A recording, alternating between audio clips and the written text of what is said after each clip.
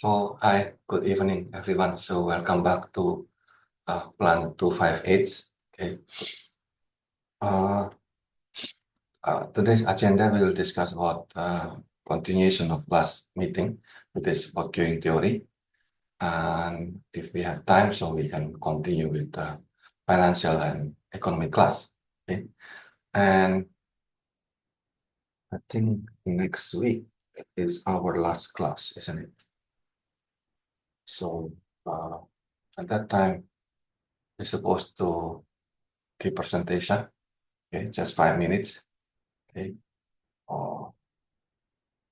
or you can have option that on May 23rd you have no class but only class presentation. You discuss among yourself and then tell me, okay, which one you like. You want to present it next week or on the May 23rd. Yeah. But this one is already out of the schedule because I think based on your calendar, May 22 is the last day of classes. Okay, so we have no class on May 23. Okay, and then on May 30, you will have final exams in Moodle. Okay, I have prepared it there. So the coverage is from the beginning to the end. Okay. Is there anything to discuss about this? Everything okay? So please make decision about this options. Okay, and then your class representative, please tell me about this decision. Okay, hey, let's start with our topic for today. It is about queuing theory. Yeah? So I will start with a simple queuing rule of thumb. Yeah. So we discussed this a little bit last meeting. Okay. Yeah. So what is queuing and two type of queuing, and congestion is one of the queue. Okay. And transportation, yeah, congestion is basically part of queuing phenomena. Yeah. So, and queuing itself is very pervasive, so you can see queuing almost anywhere, yeah, including the files that are waiting for you to work, okay? Including the to-do list also queuing. Yeah. So these are the queuing problems, either too many server or too little server. So you need to balance this. Yeah. So one way to do queuing system is to use what we call as queuing rule of thumb. Yeah. So based on queuing theory, in 1953, Kendal suggested this kind of notation. Yeah. So A, B, and S. S mean the number of server. A is the arrival distribution, and B is the service time distribution. Yeah. S is the number of channel or the server. So A and B here is supposed to be replaced by this kind of standard letters. M represent random. Okay, that means Poisson process. Yeah, that is mean for arrival that will become Poisson distribution. For service time that will become exponential distribution. Okay, and then D mean deterministic or constant, and then G mean general. Okay? So we also discussed last meetings about this example of this Kendal notation. Okay, so if your values is actually random arrival, random service time, so most of the time we are using this, MMS. Okay, so then you will have this type of formula. Yeah, this is the formula of random arrival, random service time. Okay, and then S is the number of server. Yeah, and to compute this, yeah, you can compute the queue length, the queue length in the system or queue length in the queue itself, and then this is the delay. Yeah, to compute all of this, you need to get the probability whether the system is empty or not. Yeah, so to compute this probability, you need to have what is called utilization factor. Yeah, so this is the main point here. So this is the beginning. So utilization factor must be less than 1. This is the one that I use to derive Ewing rule of thumb. Okay, so in 2012, okay, so I published this paper, and then this is the formula. Yeah, very simple formula. We have the minimum number of server S, okay, and N is the total number of customers.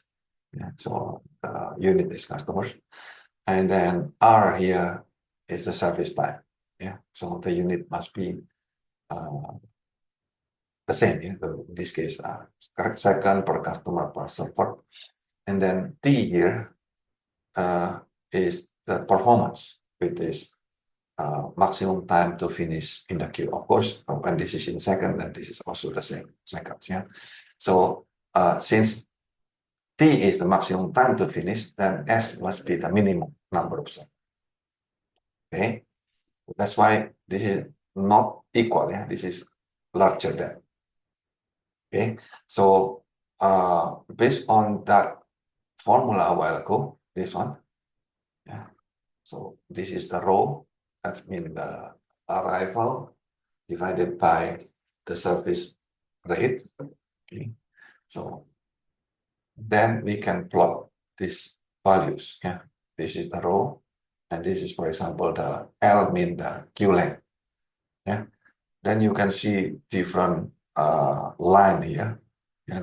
Each of this line represent the number of server. Yeah. So if you have only one server, okay, eventually will go to infinity. And this one I cannot plot beyond this. So, and then if you have two server, this green line, yeah, when it reaches the row is reached almost 2, yeah, it will go to infinity. So that's why you need to increase the number of server. Okay, when the row is larger than certain values. Yeah. So this is how I derive. Yeah. So this is the formula from utilization factor in MMS. Yeah, this one a while ago. Okay, so and we know the rho is lambda per mu. Yeah, this one the arrival rate. This one is the service rate. Yeah, so then simplify. Okay, what is lambda here? Arrival rate. We can say this is the number of customer per the total time, isn't it? Okay, so this is the observation time period. Yeah. This is just flow. Okay. And then when we said service rate, is the same as 1 over service time. Okay. So in that case, we can put this together. You can see. Yeah. So lambda per mu. So lambda, I replace this m over t. Okay. And then mu is 1 over r. So the r going up. Isn't it? And you know that rho over S, this one, yeah, this is the rho. Rho over S must be less than 1. So in that case, rho over S, so you put it this formula here, okay, so it must be less than 1. So this is the actual formula, yeah. So in that case, you can put the other sign, yeah. So if you want to get the S, so then S must be larger than, okay. So once you know this formula, you can exchange. Okay. Yes, you have a question.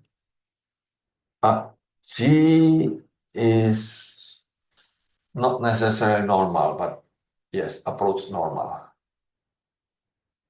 Yeah. So we have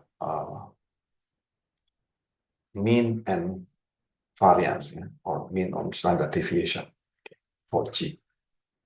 Okay, not necessarily normal, but approach normal. Okay. Okay. So why?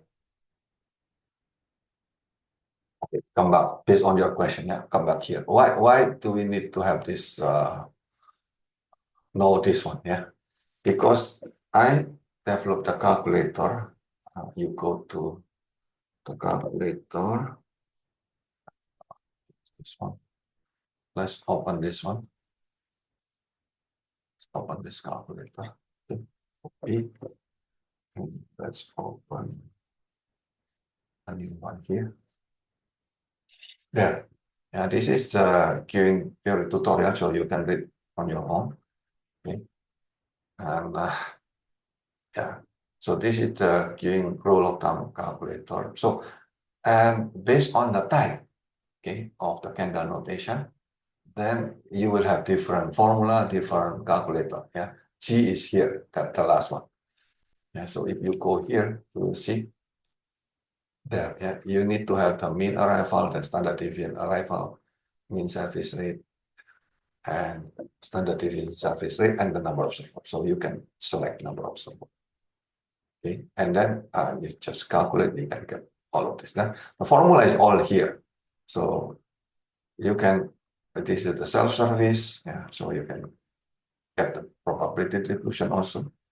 Okay, and previously also the same thing. Yeah, so this is MMS and N. That means the you have arrival random, yeah, and then service time also random. S is the number of server, but now you limit the population. Yeah, there's another one. So N, this is the population is also limited. So and then yeah, the queuing capacity is also limited to N. Yeah, and the formula change. Then you can see the distribution is also changed. Yeah, these are the formula, very complicated. Yeah, so you don't need to worry about this complicated formula. I already made the formula into this code, so you just practically just use. Yeah, but you need to know which one to use. Yeah, that's the most important one. Yeah, so this one is MMSN. That means arrival is random. Yeah, service time random. Number of server is S. That means you can select S. Yeah, this one. But you have capacity. Yeah, the meaning of capacity N here is very restricted. For example, if the number of queue reach the capacity N, then it will be rejected. Okay, that's the actual meaning of this N. This is very strict. Okay. So this is not the actual waiting room capacity. This is rejection, the meaning of this. So if you read the text here, you can understand that. Yeah. So this is a very good model also. So you can see the distribution will be different. Yeah. So the formula is just down here. Okay. So this is example of the early call, telephone call, yeah, without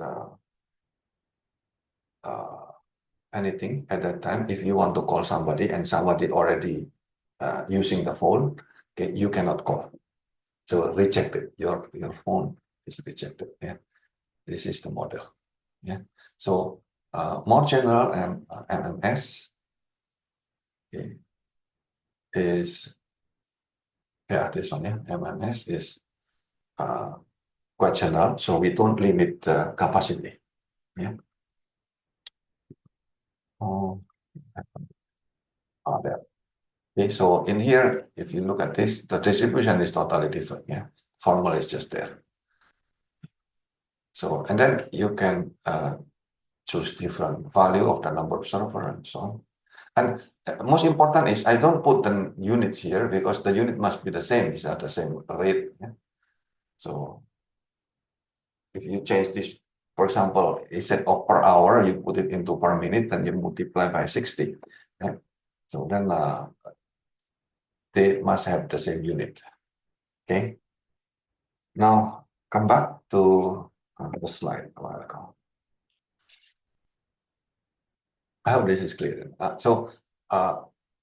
Now if you have costs, so if you have costs, for example, waiting costs and server costs, right, then you can minimize the total cost. This is length, queue length, K in here is supposed to be S. So this is the number of server. So then if you put this up, okay, you will see we want to optimize. It is the minimum of total cost. We can do that. This value is always larger than the queuing rule of thumb. Okay, that's obvious because the queuing rule of thumb is only giving you the minimum, okay, not the optimum in terms of total cost. Okay, the minimum mean brick wall minimum. That means if you go beyond below this number or equal, your queue go infinity. Okay, so yeah, if you use the queuing performance, you will get something like this, in reality. Okay, so let's use this into our practical application. Okay, so I'll give you probably 8 or 9. Okay, start the application. And after you see this example of application, probably you can keep discussion. What did you learn based on this? Okay, so let's do it. So number one is bathroom. So this is there is a New York lawyer for NGO, non-profit organization.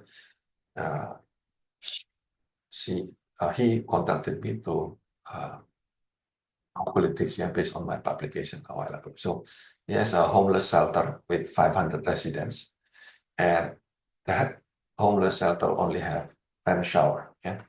So let's assume, on average, one person need about 6 minutes to take the shower, and then the peak hour, even though they are homeless, so they are also working. So then that means, say for example, from 5 o'clock until 8 o'clock, you give them chance to the shower. That means like 3 hours, right? So then the question is how many bathroom actually needed. If we use this assumption. Then you can use the queuing rule of thumb. So the number of server must be larger than the n, and here is the number of residents, 500, right? This is 6 minutes, correct? 6 minutes. And then this is in hours, so you need to put in the same unit. Okay, so if this is minute, this must be minute. Then 3 times 60. So you get 16.67. So this must be larger than that. So this is discrete number, so number of bathroom. Okay, so that 17 bathroom is needed. So the city has only 10 shower. That's clearly make the queue too long. So that's why they will take about more than 3 hours. Okay, so they need about 7 more bathroom. Okay, this is one of the simplest application. So you can apply this in number of toilet or urinal in the mall, or in your office if you want. So another example here. The second example is airport taxi stand. So this is based on Manila Airport. I saw when I tried to take the yellow cab, on average, one batch of passenger will come every 45 seconds, and a taxi will come, say, about 90 seconds. Quite good, So one batch of passenger will ride only one taxi. So that means you don't count per person, you count per batch, because one batch can be single person, a couple, or family. Then question is how long the queue length. the queue for the both passenger and the taxi, because the dispatcher allow only the passenger to ride at the designated place to board the taxi. So, and then the question is how to improve the performance. Okay, so look at the numbers, and if you understand this, probably also experience this. Yeah. So let's put the number. So 45 seconds, that's the passenger, right? And then 90 seconds, for the server, So you remember our derivation a while ago, okay? This one. If you remember this, then you know the notation, So we use the same notation here, okay? So lambda is n over t. So 1 over lambda, that means t over n. That you have 45. Okay. So in that case, n equal to t divided by 45.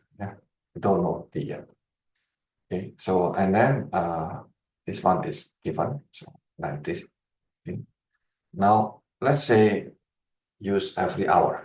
So then let's decide t is equal to 1 hour. That means 3,600 seconds. So on average, there is 80 paths of passengers. Okay. So if you put this into the queuing rule of thumbs, right? So you need at least 3. No, this is 2, but you need to make it larger than 2. So you need to have 3 designated places, not 1. So if they put only 1 designated places, then the queue get very long, both for the taxi and for the passenger. So this is really ridiculous system when you force people to queue only in one point. Okay? So you need to understand that queuing is about parallel server, not serial server, not server. Okay. So this is the most important part here that you need to learn. The parallel server that you need to provide. Okay.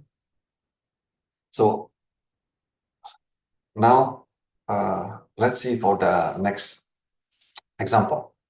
Okay. This is in one of the grade school along Katipunan. You know what it is. So during, this is long time ago, before the change. So during the morning peak, this grade school, usually people start to come to the school from 6 a.m. until 7:15. This is the start of the class. We counted about 4,500 cars. Wow, to enter the campus, to drop the children to that grade school. This is a favorite school.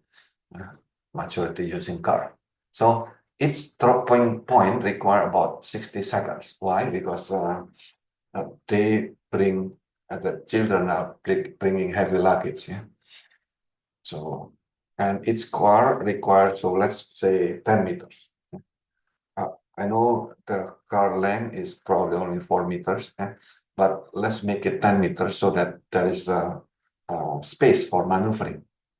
Okay, then the question here is how long the dropping line. No children will be late for school.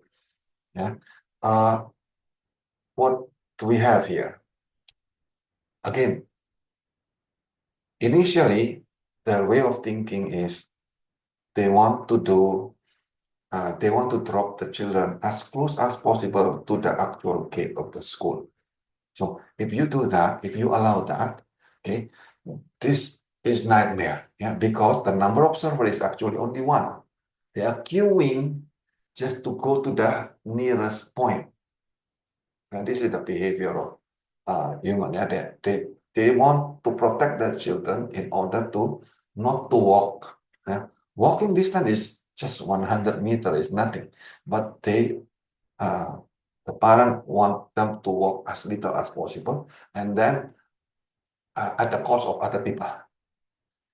Okay, So this is need to change. So we need to change the behavior by creating a dropping line. Yeah, this is what happened. So we created something like this. So we put the cover walkway, okay, and then there is a drop-off point with marking, clear marking, okay, and we put numbering, okay, or a code, and then each student will have certain code, and they can only drop at certain dropping point, okay. Yeah, of course they can choose, yeah, not only one dropping point, maybe two or three for each student, yeah. So let's using that, okay. Then once you arrange that way, okay, you calculate this one. If the number of server is only 60, right? So multiply by 10 meters is only 600 meters, okay? And then if you create a meander, okay, that is actually walking less than 100 meters, okay? So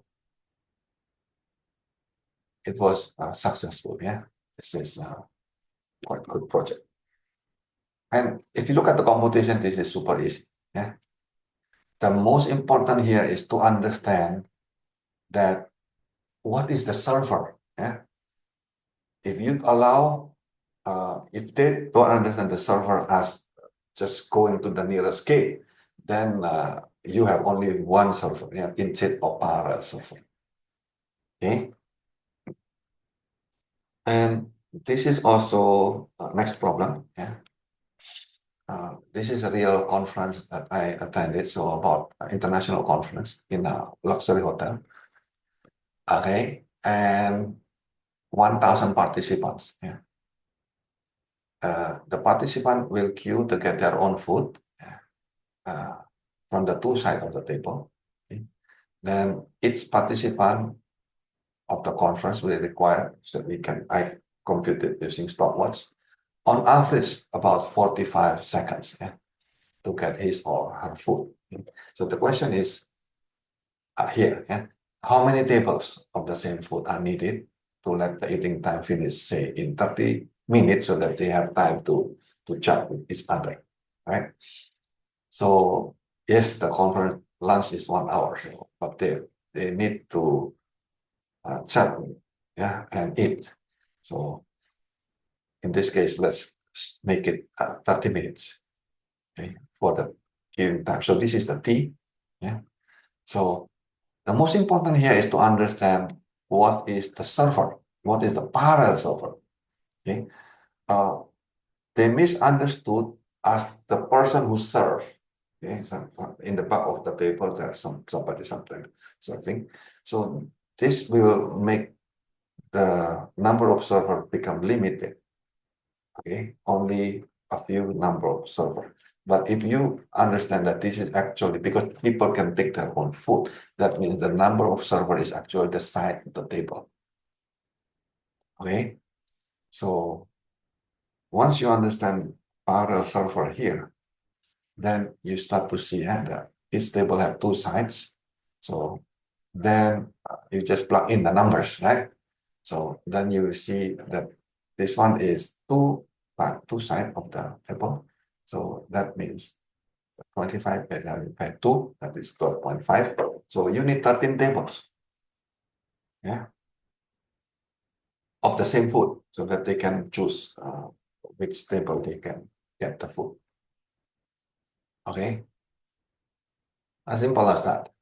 So if you understand the parallel server, then you can use this. Okay. Is there any question up to here?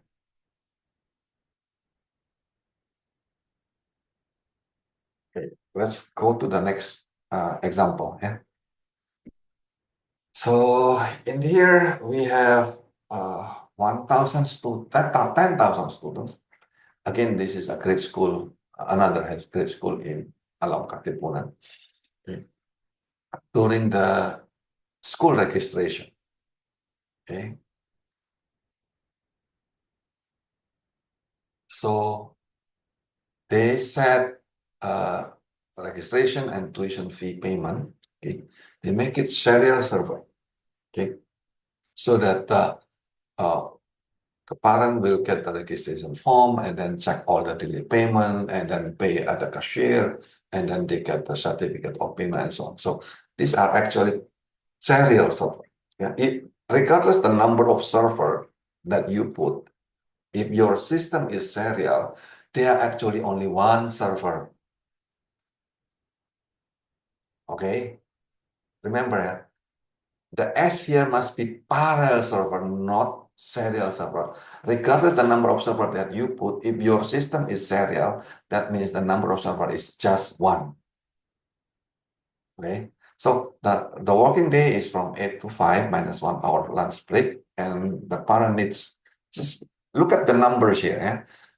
This is 8 to 5 minus 1 hour, and the service time is quite fast. Okay, so this is only 36 seconds. The question is how many days needed to register these 10,000 students. Then you can be surprised, yeah. Okay, because the system is serial, that means the server is actually only one. Even though the service time is quite fast, yeah, this is supposed to be R. So then you need 13 days. Crazy, isn't it? Okay. So imagine if you train all of this server in the serial server, okay, to do all the things together. Maybe the value of R increase, yeah, from 36 to, for example, maybe 1 minute. Okay, but if you increase the number of server, that will reduce a lot, yeah, in terms of queue. Okay, so recognizing which one is the parallel server is super important in queuing. Okay, so if you want to do, you live in the condominium or in the high-rise buildings, okay, usually you have elevator. Yeah, this is again real life condominium. I checked. It has 900 units, rooms, okay, and 35 floor. Yeah, the first 5 floor are parking and amenities. Yeah, so we cannot use that one. So the number of residents per unit varies from 1 to 5. The average is 3 people per unit. Yeah. So in the morning, okay, about 1/3, not all residents will go down, but 1/3 of these 900 units will go down its floor to the ground. And the number of elevators are limited, only 4. Okay, and then you check the speed. Yeah, the elevator speed is just 1 second per floor if moving, and then if it stops, it will require about 8 seconds, yeah, at least, because and then each elevator carry maximum 15 people. Okay. The question is, now I want to get the performance, right? So how many minutes the morning peak will last? Yeah. Based on this number, so you can start to check, yeah, what is the demand? The demand is 1/3 times 3, yeah, of this, because this is 3% times 1/3 times 900. So you practically still get 900 people, yeah, and right. And then the number of server is 4. Hey, the number of server is not the elevator itself, yeah. So, but the elevator multiplied by the capacity, which is 60, yeah, people per trip. Yeah. So you need to understand parallel server. Okay. Then, what is the service time for elevator car? Yeah. So you have now you check the usable floor is only 30 floor, okay, out of the 35. The round trip of the 30 floor require about 30 seconds to go up and then going down. Yeah. So because in the morning, almost all stop at its floor, so then it will have like 35 seconds, yeah, to go up and down. Okay. Yeah. And then when they open and close, that around 8 seconds. So you multiply by 30 floor, right? This is the usable floor. Then the total is more than 5 minutes, yeah, in one round trip. Okay. So in that case, the total morning peak hours is more than 1 hour. So if you know this, what you will do, then you can know the rush hour, then you can go earlier than that. Yes, Archie, you want to say something? Sir, just a question. Mhm. Are we supposed to consider also the speed of the elevator? I mean, going down and up. Yeah, this one The is speed. this is already included, right? This one. The speed of the elevator is already included in this number. Okay, Can you okay. see? This is 35 seconds to go up, 35 seconds to go down. This is the speed. All right, sir. Okay. Yeah. Yeah. Okay. And then this is including the opening and closing of the door. So The this, speed of the opening of the door also yes, closing. yes, Okay, yes. okay. Okay, So sir. we need to include everything. Okay. Otherwise, you cannot get accurate result, right?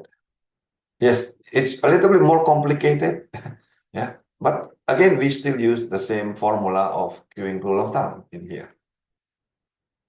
Okay. So this is the N, this is the S, right? This is the service time, and this is the so the arrangement of the full elevator will not stop. Yeah, actually will reduce significantly. Yeah, the waiting time. So the more people playing with the button to go up and go down, because queuing behavior, then it will become worse. Okay, because they need to open and close the door, even though there is no passenger. Okay. So teaching person to behave correctly is also important, for the sake of the society. Okay. So next example is a church. Yeah. So this is a church with 500 members in its service. So I checked worship service have clearance about 30 minutes before the next service. Yeah. So the worship room have two doors. Each door have 2 meter width. Okay, so this is common. Okay, each pedestrian usually have you can check your own shoulder about 60 centimeter. Yeah, so let's assume simple, so 0.5. Yeah, and then when you are in the crowd, this is your actual speed. Yeah. So 0.1. Okay, so yes, pedestrian movement is 1.2 meter per second. Yeah, but when you are in the crowd, so it reduced drastically to 0.1. So then question is this enough to clear all the members of the church? Yeah. If you have only 30 minutes clearance. Yeah. So N is clearly 500, right? And then the number of server. Okay. The number of server must have the same units. Yeah. So in this case must be pedestrian as well, right?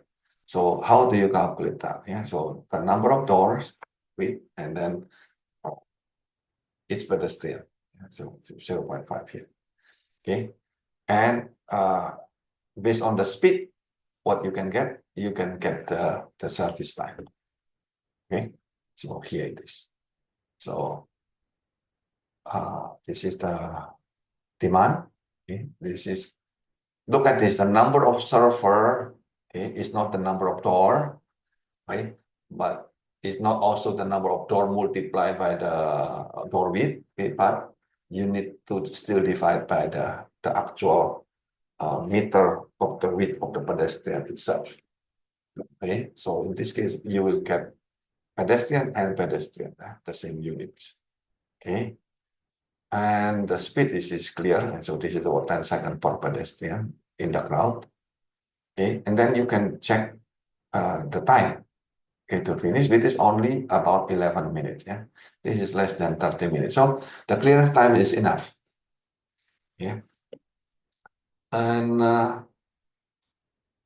the next example, okay, this is in the soccer game. Yeah, look at this. Many stampede happen in soccer game, yeah, or in the concert. Yeah, because crowd.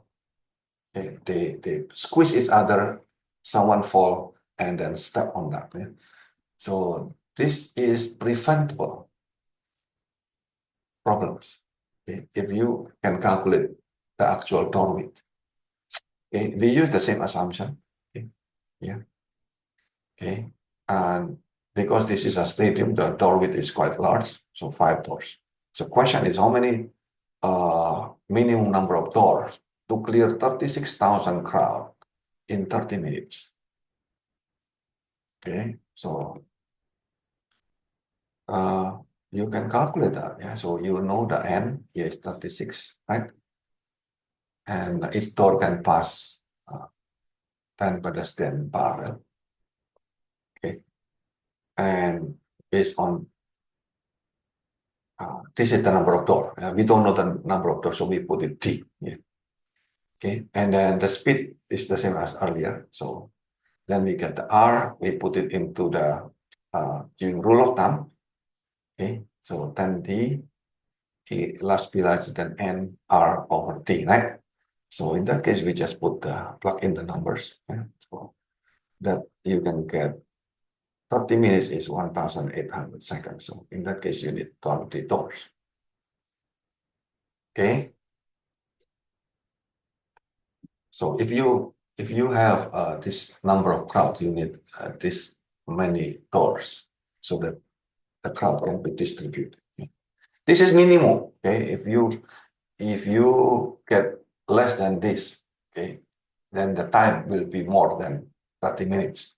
Okay, if they are too long, then the probability of stampede will go up significantly because people become impatient. Okay. So in transportation, uh, I want to show you two things. Nah? So say you have mid-block highway, okay, 4 lane per direction. So each lane can pass, this is the capacity. Capacity is 2,000 PCU per hour. So say let's analyze this using Q rule of thumb per half-hour period. And what is the time period in this case? This one, yeah, 30 minutes, right? And which one is the server? Yeah, the server, yeah, in this case is 4 lanes, yeah, right? And the number of server is the number of lanes, basically, yeah, that can pass this value, yeah, with this 2,000. And which one is the customer? Yeah, in this case, we don't have the actual customers. So because you only have we don't have the value of the flow rate. Yeah. So in here only have capacity. So then we want to know what is the meaning of service time here. Yeah. So N here, if you put this 2,000 become N, this is the capacity. Okay, which is the maximum number of vehicles, yeah, that can pass. In that case, the service time become the headway. Yeah? So we put it here T as half hour, S is 4 lanes. Then if you put this, yeah, PCU per hour per lane. Yeah, so I just put it short like this. Yeah. This PCU, PHPL, that's in PCU per hour per lane. Yeah. This is also used in highway capacity demand. Yeah. So multiply by number of lanes, multiply by T, so you get about 4,000 PCU. And this R now become about 1.8 seconds. Yeah, this is per lane. Yeah, what is this R here? This means this is the average headway, bumper to bumper. Yeah, the time headway. If you observe in one point, the first vehicle pass and then the second vehicle pass. The time difference is about 1.8 seconds. Yeah, in one lane. This is the average. And if you have 2,000 passenger car per hour per lane, this is the number. So of course, R must be larger than this value. Yeah? How about in signalized intersection? What will be the server?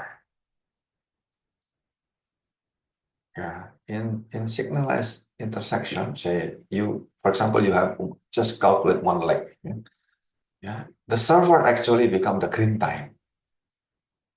Yeah, multiplied by the number of lanes, of course. Okay. So one leg intersection have one lane. Yeah, arrival road is 1,200. Okay. If it were green, okay, its lane can pass a while ago. Yeah, around 1.5 to 2,000. Right? So in this case, I put 1,800 PCU per hour. This is per lane.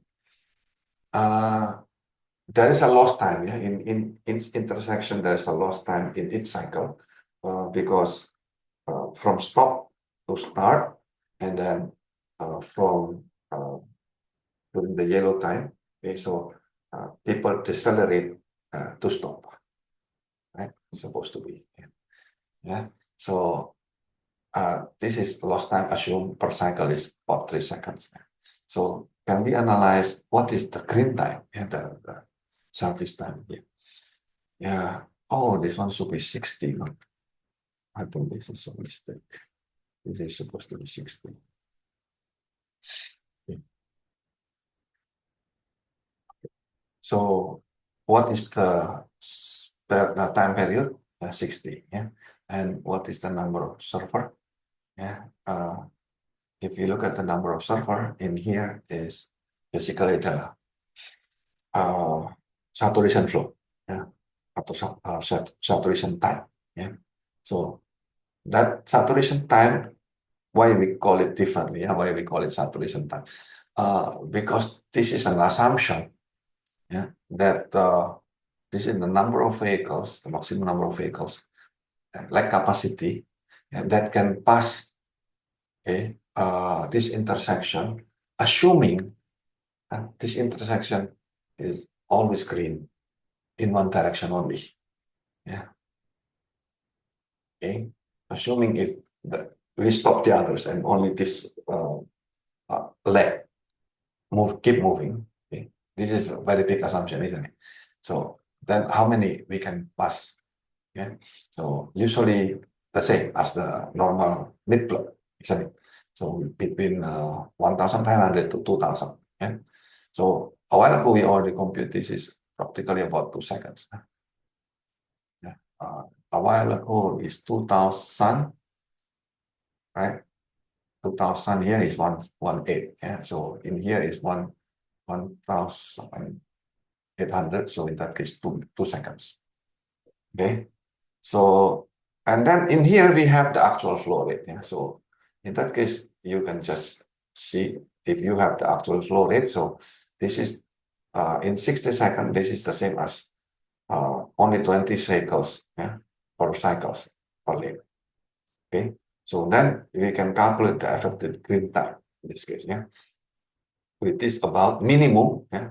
Minimum is about 6 seconds, yeah. But you have lost time, 3 seconds. So then the minimum effective green time for that leg is 9 seconds. So how about if you have many legs? Of course, you don't calculate only one leg in this intersection. Then if you can calculate each leg, okay, and then you get the maximum for each phase. Yeah, one phase is the leg that actually move together without any accident, potential accident. Okay, so I give you a lot of examples. So what do you think about this? Any question? Any discussion about this?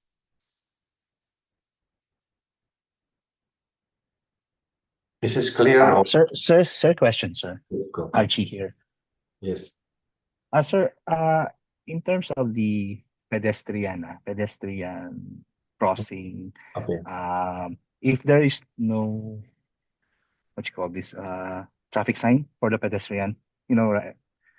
What will we consider? Is it the traffic sign of the vehicular and using the red sign as the Oh, as a usually green? This is in the intersection. Yes, sir. Intersection, sir. In the For the intersection, pedestrian crossing. usually we need to have a blinking light special for pedestrian, isn't it?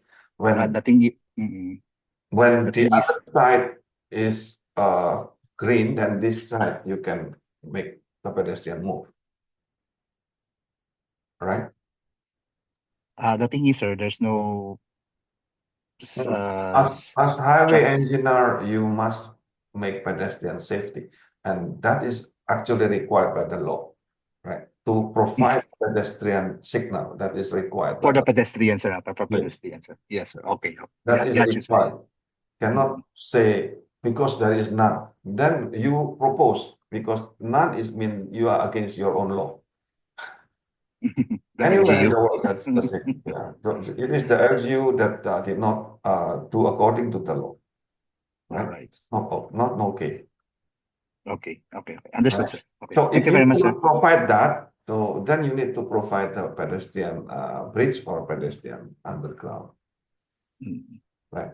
So okay. think about it this way, yeah. So you force pedestrian, okay, you force pedestrian to move in designated place. But if you force that, that means you also need to provide the facility for pedestrian, correct? You cannot just force them and then without any facility. That is not good enough. Sad reality. That's what you really expect. We are Oh, experiencing here. but you Yeah. see, this is against the law, right? Yeah. Yeah. Yeah. So the LGU is not implementing according to the law. I think this is the standard is the law, isn't it? Yeah. Yeah. No. That's true, sir. The Hmm. thing is, it's not existing at the intersection. Okay. Okay. Okay. And how much you value humans? Uh, Meaning, if there is one person, just one person die just because of accident like this, do you value them high enough, or you just ignore because they are pedestrian and they are poor? The thinking that pedestrian is poor is wrong, actually. I am pedestrian. Yeah? Everyone is pedestrian at point in time. Yeah? Whether you are rich or poor, it doesn't really matter. Okay. So uh, look at the places where the pedestrian friendly walkway. Yeah? I don't like the word sidewalk. So because as if pedestrian is a side, right? So walkway. Okay, so when you provide, for example, in BGC, yeah, or in Makati area, or in Singapore, you can start to see, yeah. So when you provide walkway quite nice, okay, suddenly the city looks very different, looks developed, isn't it? Okay. In fact, this is a very good performance index. Yeah. The more developed the town or the city, uh, attitude toward pedestrian, the more you respect the pedestrian as a human being, okay, instead of respecting the car, okay, then you are more civilized. It is a very strong word, right?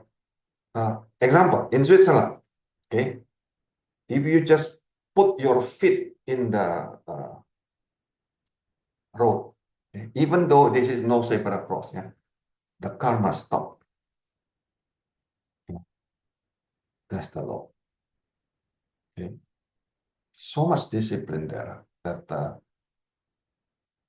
that's clearly the show performance of the civilization. Okay, those who still disregard the pedestrian as a human being and putting the cars as higher than pedestrian. Okay, you know, if you bump your car, you just cost money. Yeah, but if you bump the car, the person, yeah, it costs their life. Can you see that? So how can you compare money to life of person? Okay, so we need to change our mindset, I guess. So respecting pedestrian is very important, showing the progress of the civilization, yeah, including the city progress. So please tell this to your LGU mayor, okay, to prioritize pedestrian. Okay, why? Because they are human. Okay, more important than any cars. Okay, let's come back to the queuing a while ago. Okay, so can you practice this? Yeah. What do you think? Is it better to be specialized or yeah, to make them in parallel? Yeah. Yeah. So in here, this I give you the numbers in. Yeah. So say 6% a server, yeah, doing specialized tasks in series. That means the average service time is about 30 seconds per customer. Okay. Or they will perform as a parallel server. Okay. In this case, example, the average time, okay, increase to 1.5 minutes. Yeah. Look at this, the number increased so much, okay, to serve one customers. Yeah. Because they are not specialized, okay, they are not efficient, probably. Yes, probably true. But look at these values. You have 6 number of server actually. You can send them as a serial server, specialized, or as parallel server, right? Okay, the service time is different. So what will happen? So that depends on the n, so the number of people that being served. Okay, so but if you look at the simple formula of doing rule of thumbs, okay, so we have a T1 and T2. Yeah, so and we plug in, so this is n and n, so we can, because we can compare, so 15 and 30, right? So the time, this is actually faster. Yeah, so specialization, yeah, is not necessarily good. Yeah, specialization is only good if the service time can decrease so much as the number of serial server itself. Okay, remember serial server, the number of server is 1. Yeah, so yes, you have right that. Yes, longer service time in series, that's correct. Yeah. So in these numbers, yeah. So imagine, even though you increase the service time 3 times, yeah, okay, but because you are putting it in series, the number of person to serve is the same, yeah, 6%. But system matters, you see. Okay, whether you put them in series, okay, specialized, or you put them in parallel. Yeah, so then you can start to see the number actually improve a lot when you do it in parallel. Okay, so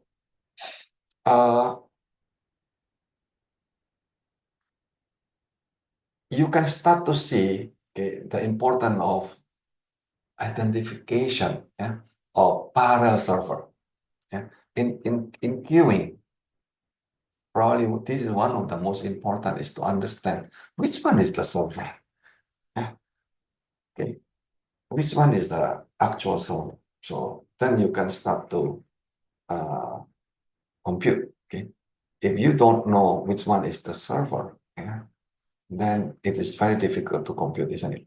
So to know this, remember the word parallel. That's the keyword. Okay, can we make this into parallel service? Okay, and when I derive this formula, okay, there is actual assumption. Yeah. So the assumption is once you put them into N, that means we assume the customer is no longer random actually. Yeah. That means the customer all come at once, isn't it? So then you ask, what is the queue length and the waiting time? Yeah, the queue length is just N for 2. Waiting time is just T over 2. Yeah, this is actually the worst queue performance ever. Yeah, so even though this is the worst, okay, but again, based on these numbers, then you know this is the break wall minimum. So don't go below this value of the number of servers. Okay, so if you use number of customer and service time at random, that means you can use the actual queuing theory, MMS, then you can use the actual queuing performance, yeah, the calculator there. Okay, so another better performance happen when the customer arrive at regular time and the service time is also at regular time. When this happen, this is mechanical. Okay, when the robotics start, yeah, we will have TDS. Yeah, this is actually better performance than MMS. Yeah, and the best queuing performance happen when the customer behave as the server themselves. So this is called self-service or MM infinity, and the number of server infinity, because the customer behave as the server themselves. But the word self-service in queuing theory is not the same as self-service in daily life. Be careful with that. Okay. When the gas station telling, oh, this is self-service gas station. No, they are not self-service in the queuing theory sense, because what in the queuing theory sense, the self-service means the number of server is the same as the customer themselves. In here, no. Okay, the gas pump is the server, yeah, not the customers. Okay, the same thing when they said service ATM machine, yeah, the ATM machine itself is the server. Yeah, this is not the same as self-service in queuing sense. Okay, they are just use the name self-service in queuing abusely, yeah, abuse the name of self-service. Okay, then people start to confuse what is the meaning of self-service here. The same thing with people said in the restaurant is self-service. Yeah. So no, actually the table of the food are the server. Yeah, not the person. Yeah. So what is the ideal self-service example? Yeah, that is actually distributed server. So if you can have in online service through internet. Okay, so if you can use internet to do online service, that means the server, okay, now is almost, yeah, self-service in the queue theory sense. Yeah, so written part in the driving license test, yeah, in using internet, that is also part. Yeah, one day I did what is called pedestrian experiment when I was teaching in Ateneo this time. Okay, so there was like only 160 students joining our experiments. And I need to ask them to fill the form, consents, and then distribute the hard and materials. Yeah. At first, we created several booths, yeah? But the number of hours for the experiment is actually limited. They queue to get this, filling this form and materials. Yeah. So, and then I said, this is not going to work. But why? Because the number of, say, I opened 3 booths, yeah, and this is not working because they queue too long. Yeah. And then how to make them self-service. Okay. So I asked them to go to classes, yeah, and then sit down and then just distribute the form and distribute the material, okay, and then they fill up in parallel. Yeah, this is self-service. You get the idea? Yeah, when everyone is doing it at the same time, yeah, that is self-service. Yeah, in that case, we can did the pedestrian experiment. Yeah, the video of this is in YouTube, so you can check also.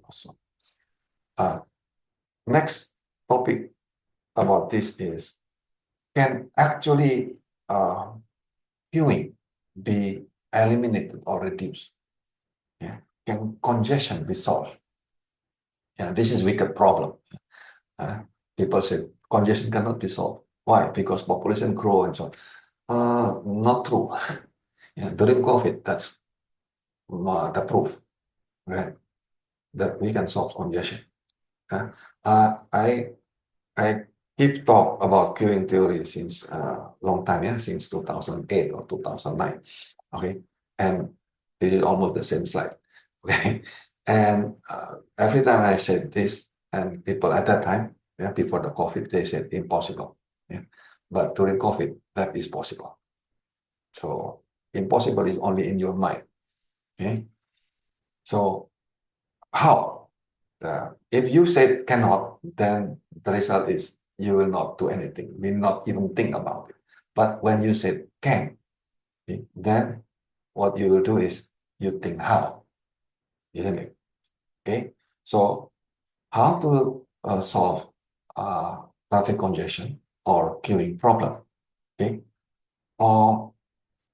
number one, you understand the queuing principles. Yeah? I will generalize the queuing definition so that you can practically model anything using queuing.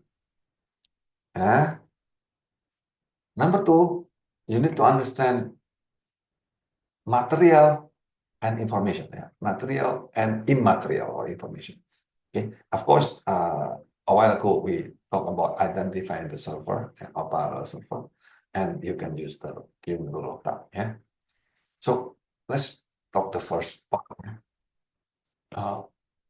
Queuing in traditional way is waiting line, isn't it?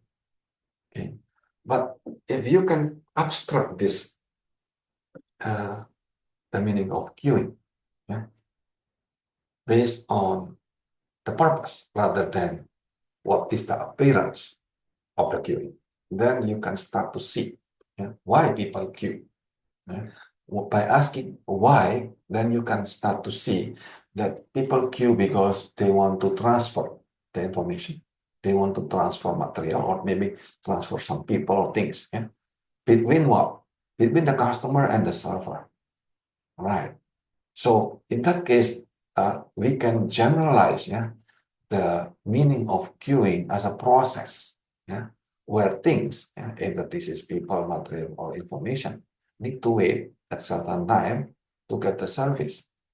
Oh, in that case, as long as you have demand and supply, okay, you can also put them into queuing. That's awesome, isn't it? Okay, so remember, yeah, queuing theory is basically about parallel server. Okay, so the whole logistic system, the whole economic is actually queuing system, isn't it? Hmm? Okay, this is the infographic of that. Yeah? So queuing is actually a process, yeah, where people or material or information need to wait to get the service. Okay, so in that case, you have two parts. Yeah? The customer or the user. What is this? These are the entities that seeking the service. Yeah, it can be people, can be job, can be vehicle, or whatever. Okay? And server is anyone or anything, entities that provide the service. Yeah, one is seeking the service, the other one is provide the service. Okay? Then you can start to check the station of the server. Yeah, the location where the single line form in form of the central server. Okay, so yeah, I will discuss this later. Yeah, about the station. So with when we start to abstract this okay, then you start to see, yeah, using generalized queuing problem, okay, the whole economy is about demand and supply. Logistic distribution system is also queuing. Yeah, from factory up to the customers is actually serial of queuing. Yeah, each of these queuing system. Okay, so each part is actually one queuing system connected in series or in parallel. Yeah, sometimes. Okay, so you can solve, okay, many different kind of problem, including parking and so on. So this is basically queuing. Okay. Now, look at the detail of traditional queuing system, yeah, so that you can see. Yeah, so in traditional queuing system, say in the supermarket, yeah, so customer arrive in the queuing system, yeah, in the cashier, and then the customer will wait, in the waiting line to be served, right? And then the customer is being served. Now look at the detail here. Okay? Usually when the customer is being served, what is the process here? There is a transfer information. The customer will transfer information, say, for example, the order, the item to be purchased, say the ID and so on. Okay. And then the next is the server will input customer data, scanning, typing, and so on. Okay. And then what the customer does is the process, this order. Yeah. So maybe prepare the item, maybe get the sukli, yeah, the return money, practically order the processing. Okay. And then there is a transfer of material or information from the server to the customer. Yeah. And then customer will go out of the system, yeah, or go to the next stage of the queuing system. Isn't it? This is the very traditional queuing system. And if you look at this process, yeah, okay, most of this queue, yeah, that make it very long, is actually in the transfer of information. Okay. Now, if you want to solve, eliminate or reduce queuing, yeah, you need to understand how you can separate, yeah, between what is information, immaterials, and material things, yeah, physical things. Yeah. So physical things like material, your food is material, right? People, yeah, need to transport. Yeah, that is so how I define information as simple as something that you can transform via internet. Okay. So the critical question here is, does this system really need to transfer the physical things or not? Okay, like the school registration a while ago. Do they need to queue? They don't. Why? Because what they transfer is only information. What? Registration form are information. Money are information, isn't it? Including key, yeah, in the hotel are information actually. Okay? So if you start to understand, if you can start to distinguish, yeah, which one is information, which one is actually material things. Yeah? All the government services except public work, yeah, the one that digging the cable and the road, yeah, probably that's related to material things, yeah. But office work, okay, yeah, mostly are information transfer. In that case, yeah, you don't need to come to the office for that, okay, because this is just information transfer. So then do it at home or at certain place, as long as you have the internet. So the point is, okay, supposing I'm just imagining, if I were the president of the country, what should I do? I will combine the ICT, yeah, Department of Information Technology, and DOTR. Okay? Why? Because transportation is a derived demand of activities. Okay, if you want to solve transport problem, you don't create more road. Okay, you improve the internet, make it cheaper. Okay? Instead of building more road, you make it cheaper internet free if possible, the same as road, okay?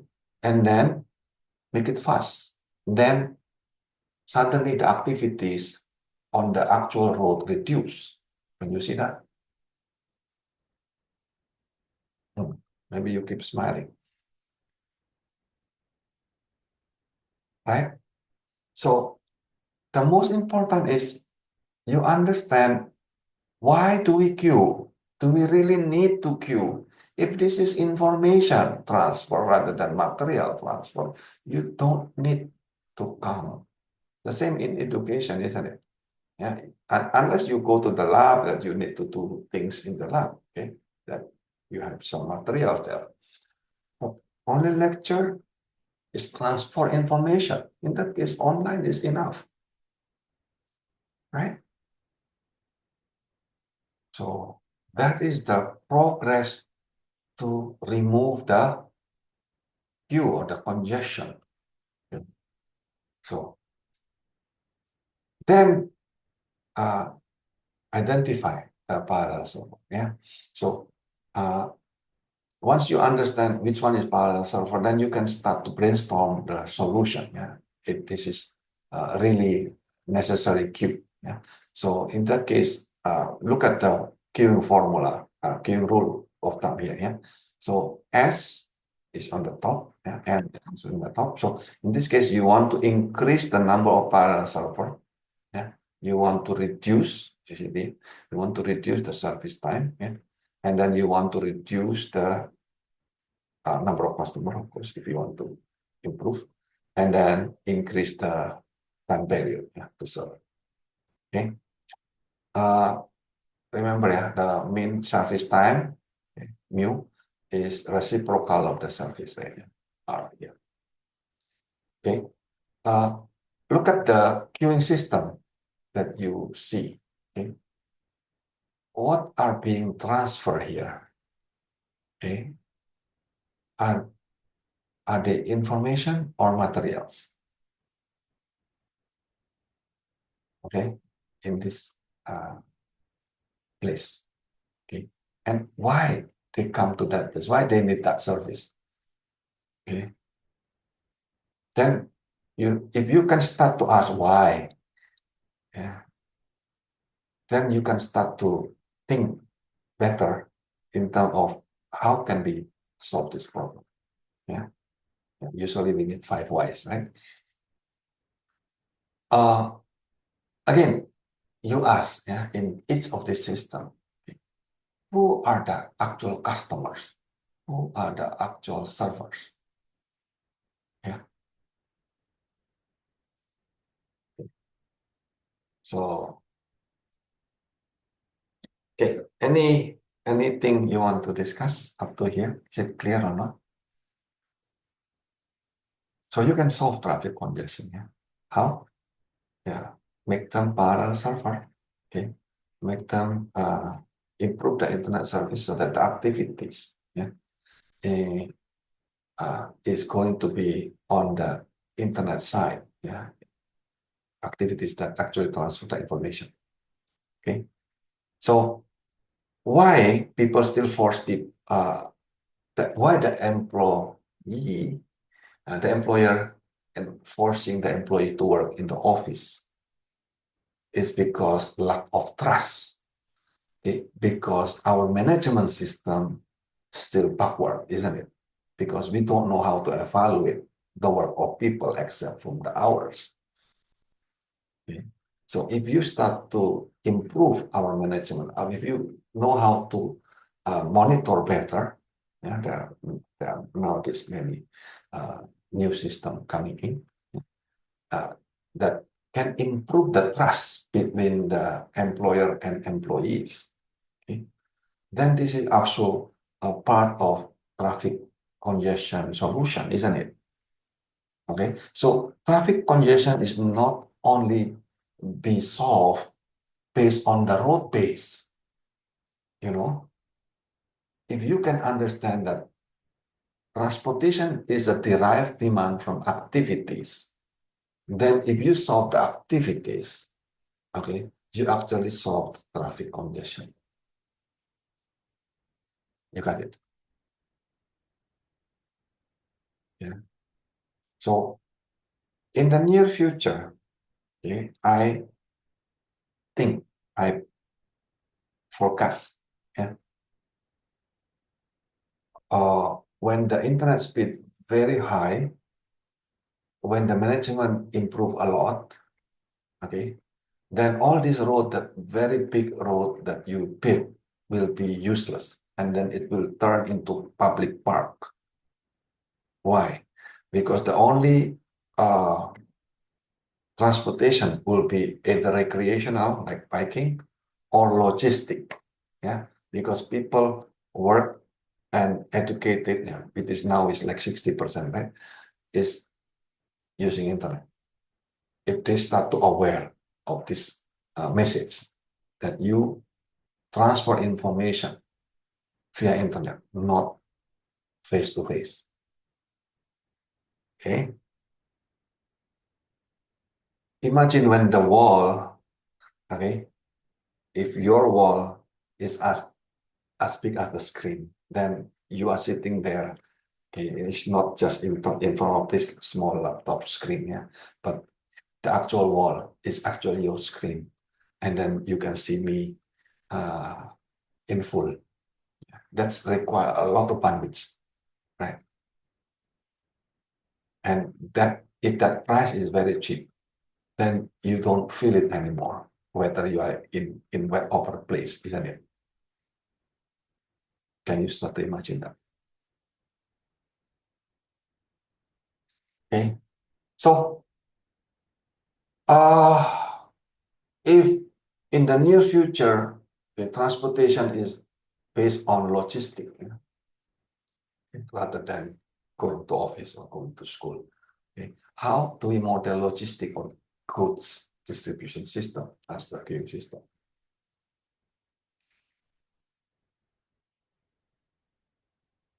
What do you think? So say from factory to distributor, and then to retailer, to small merchant, to customers. Yeah. These are the queuing. Yeah. Each of this factory to distributor queuing system. Yeah. So the goods are the one that move, right? So my question next is probably what will happen if you cut short, from factory directly to customer? What will happen if there is no need for distributor, there is no need for retailer and merchant directly to customer? What will happen? Will that The, system be more efficient or not? Yes, good. yeah, the cost of the good will cut down. Yeah. Uh, Or the price. that's Yeah. correct. Mm, The price will cut down. That's correct. mm. But will the distribution system get better or not? Um, I think if that's directly to from the factory going to the customer, I think it's a good idea. Eh. It's a Hmm. factory. There's no more no more nodes or what you call Yes, this other you cut the cost in here, mm, middle there's trader. no middle like a middleman, something like that. Correct. But at the same time, you still need to improve the distribution center of the goods, which is the same thing. Yeah. Okay? They just play different role instead of merchant. Remember, these merchant are independent, no? This retailer, distributor, small merchant are independent. Okay. But when you cut short this one, directly from factory to customer, you still need to put distribution center. Otherwise, the time from factory to the place become very long without distribution center, isn't it? So if you put that distribution center, that means the difference is now they are under the factory control. So the cost to create this distribution center will be much higher to the factory. Do you realize that? Okay. So actually the current distribution system, with is all of these are independent, have certain middleman. Okay. Yes, it increased the cost. That's correct. But at the same time, okay, this is efficient. Meaning your factory don't need to create distribution center on their own. Okay, actually cost effective for the factory. Okay. For the customer point of view, probably different. Yeah, of course, from the customer point of view, the cost cheaper is better. Yeah. But from the factory point of view, yeah. The warehouse is no longer needed. No, you still need it.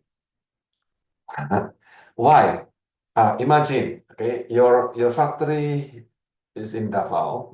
You want to send to Manila, okay, or say your factory is in China. You want to send to Manila, for example. How are you going to do that? Okay, so you still need to have distribution or warehouse nearby so that you can sell directly. Okay, that's the same thing. But managing this warehouse is another headache for the factory. That's why this current system is actually already cost effective, whether you realize it or not. It cut costs if you go directly from factory to customer. Yeah, from the customer point of view, this is best. Yeah, if you cut. Yeah, but from the factory point of view, it is not the best. Why? Because you need to control all of this middle part.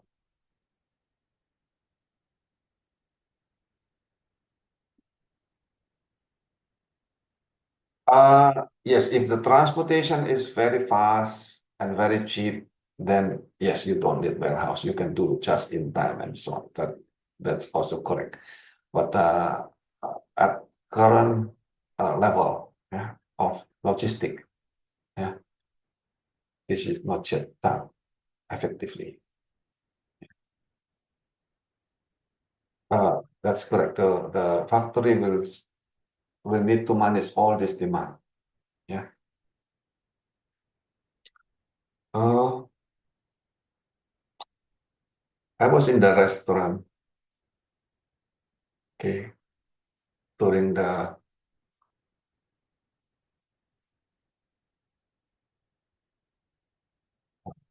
graduation of our kids, and they serve water.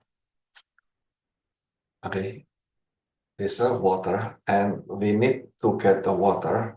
They serve the cup, and then we need to get the water from the water dispenser. Okay, they serve the food in the table, but to get the water, we need to go to a water dispenser. This is similar to this logistic system. What happened is the queue become very long in that water dispenser. So I was very thirsty, and I understand queuing theory. So what I did is I asked the restaurant manager, okay, do you have pitcher? I said, yes, we do have. How many pitcher? We have many. Okay, so can you fill up the pitcher with the water and then distribute to the tables? This is exactly the same. Yeah. So if you put the water in the pitcher and then put in each table, what will happen is you make it in parallel rather than in serial. Yeah. Okay.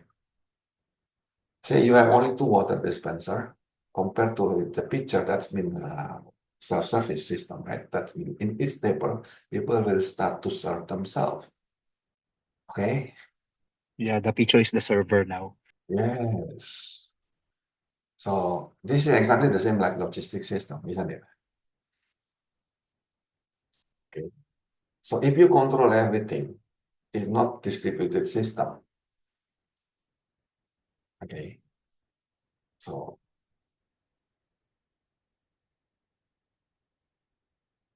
anyway, so with this, I hope you understand. Yeah. So this is actually hierarchical system. Yeah. Okay. How many server that you need? So and then uh, what will happen if you cut short from the factory directly to the customer? So this is become flat parallel server. Then you ask again, yeah, how many server that you need? Yeah. So it's eventually the same, right? Eventually the same because now the difference is only in the control. Yeah. So it is the factory that need to control all of this distribution. Yeah. And pay for the distribution center that you put. But if you make this independent, so they're actually cheaper to distribute. Okay, so can you tell me what things that most people think this is material, but they are actually information?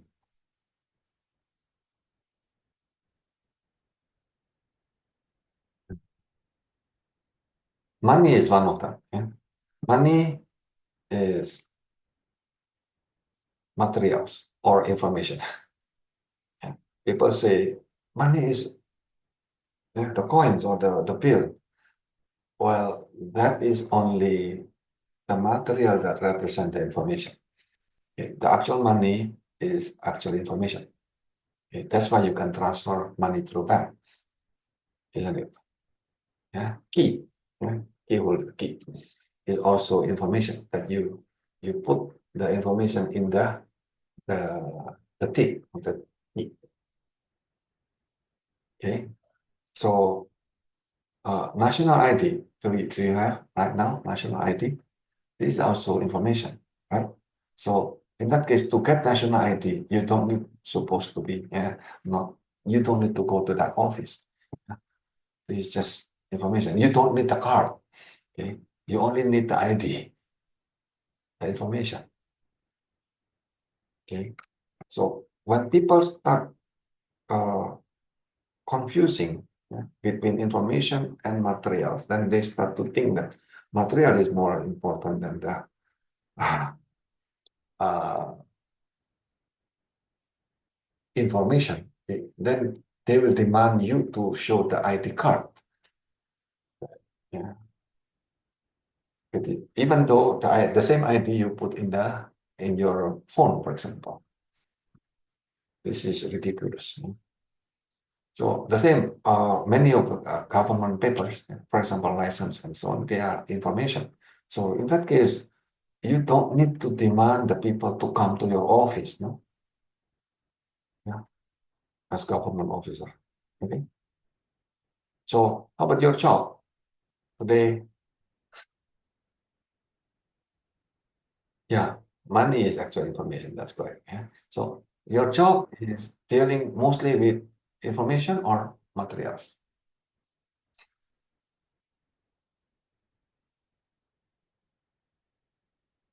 Do you transfer the information or do you transfer material? Come on, tell me.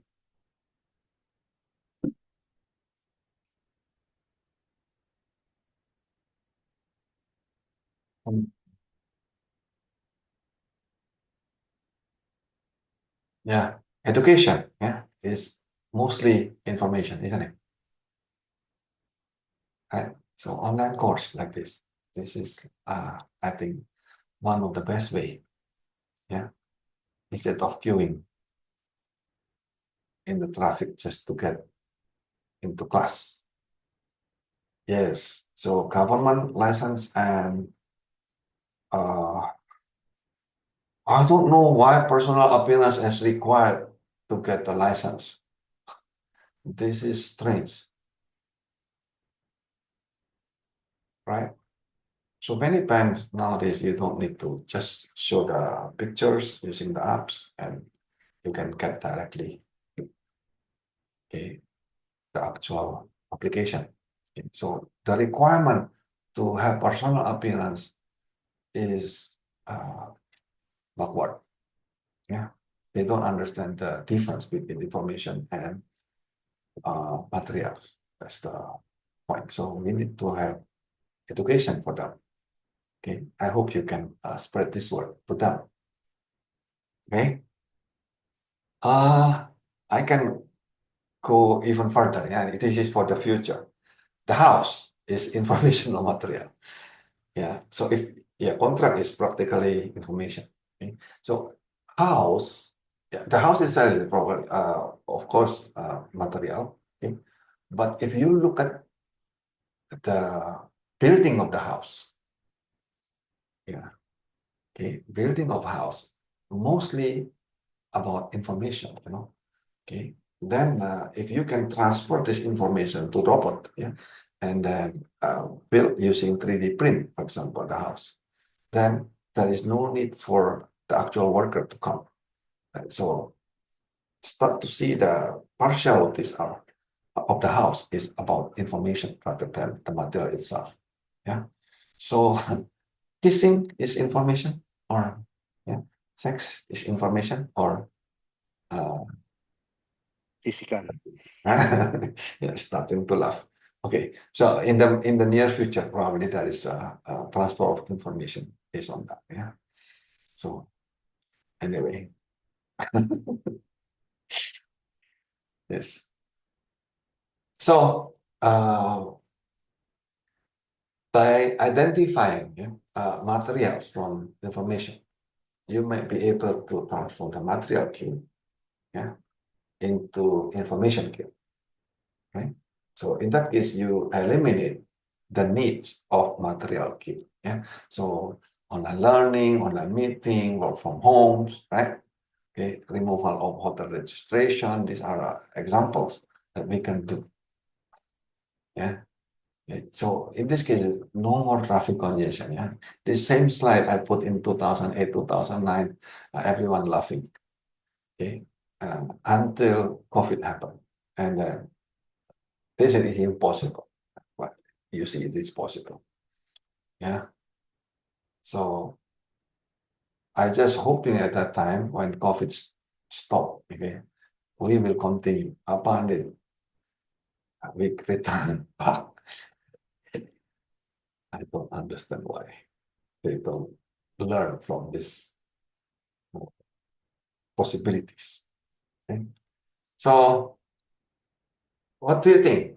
What is the future of Kenya? What will be the impact of 3D printer and robotic toward the Montreal world? Yeah. So, what if you can simply send the design and the robot will build the house for you? Yeah. What will be the impact of technology? Okay. And the internet speed. Yeah. The internet costs that is almost nothing to your future job or future school and future congestion. What is the impact to your family relationship and so on?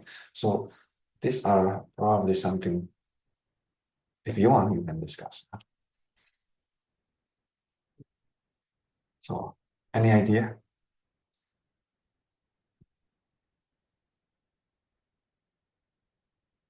Yeah, maybe just keep smiling. Crazy person making these ideas. But this is true, isn't it? If you can start to separate the information from the materials, then you can start to see. And this is the principle that I'm talking. Yeah, that you can start to see. You can make a difference, change, significant change. Yeah. So again, in queuing, yeah, is the queue necessary or not? Okay. So you start to separate the information from the material, and then identify the materials. Okay.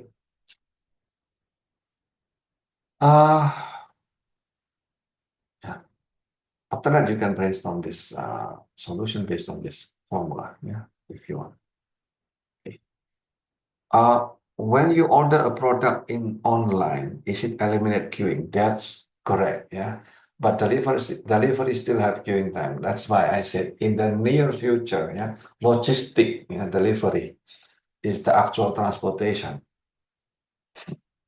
unless we can invent something, yeah. So, for example, like the pipeline. Yeah, future transportation is probably pipeline. Okay, so if you can deliver directly using pipeline, okay, directly from its house to another house, okay, using pipeline, um, then delivery become eliminated also from the road. So it is possible. Yeah. So if you have a pipe, okay, and you put certain ball, for example, say, of course, the pipe is probably big, yeah, say like 2 meter diameter, and you put that inside the things to deliver, yeah, and you push using pressure and suck using pressure, yeah. then using the pump. Drone is one of them, that's correct. So instead of pump that in the pipeline, it is difficult and expensive to dig, you're probably using drone, yeah, that's correct.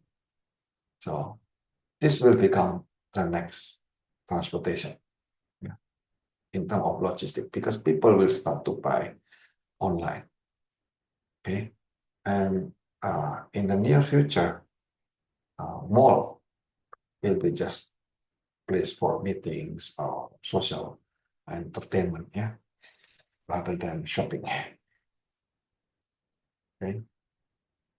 So yeah,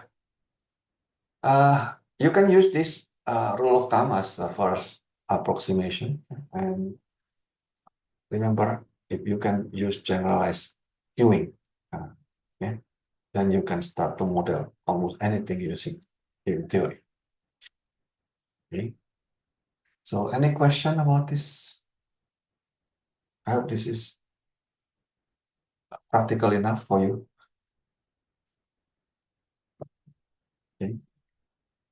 So the next thing I want to discuss is the actual basic queuing theory here.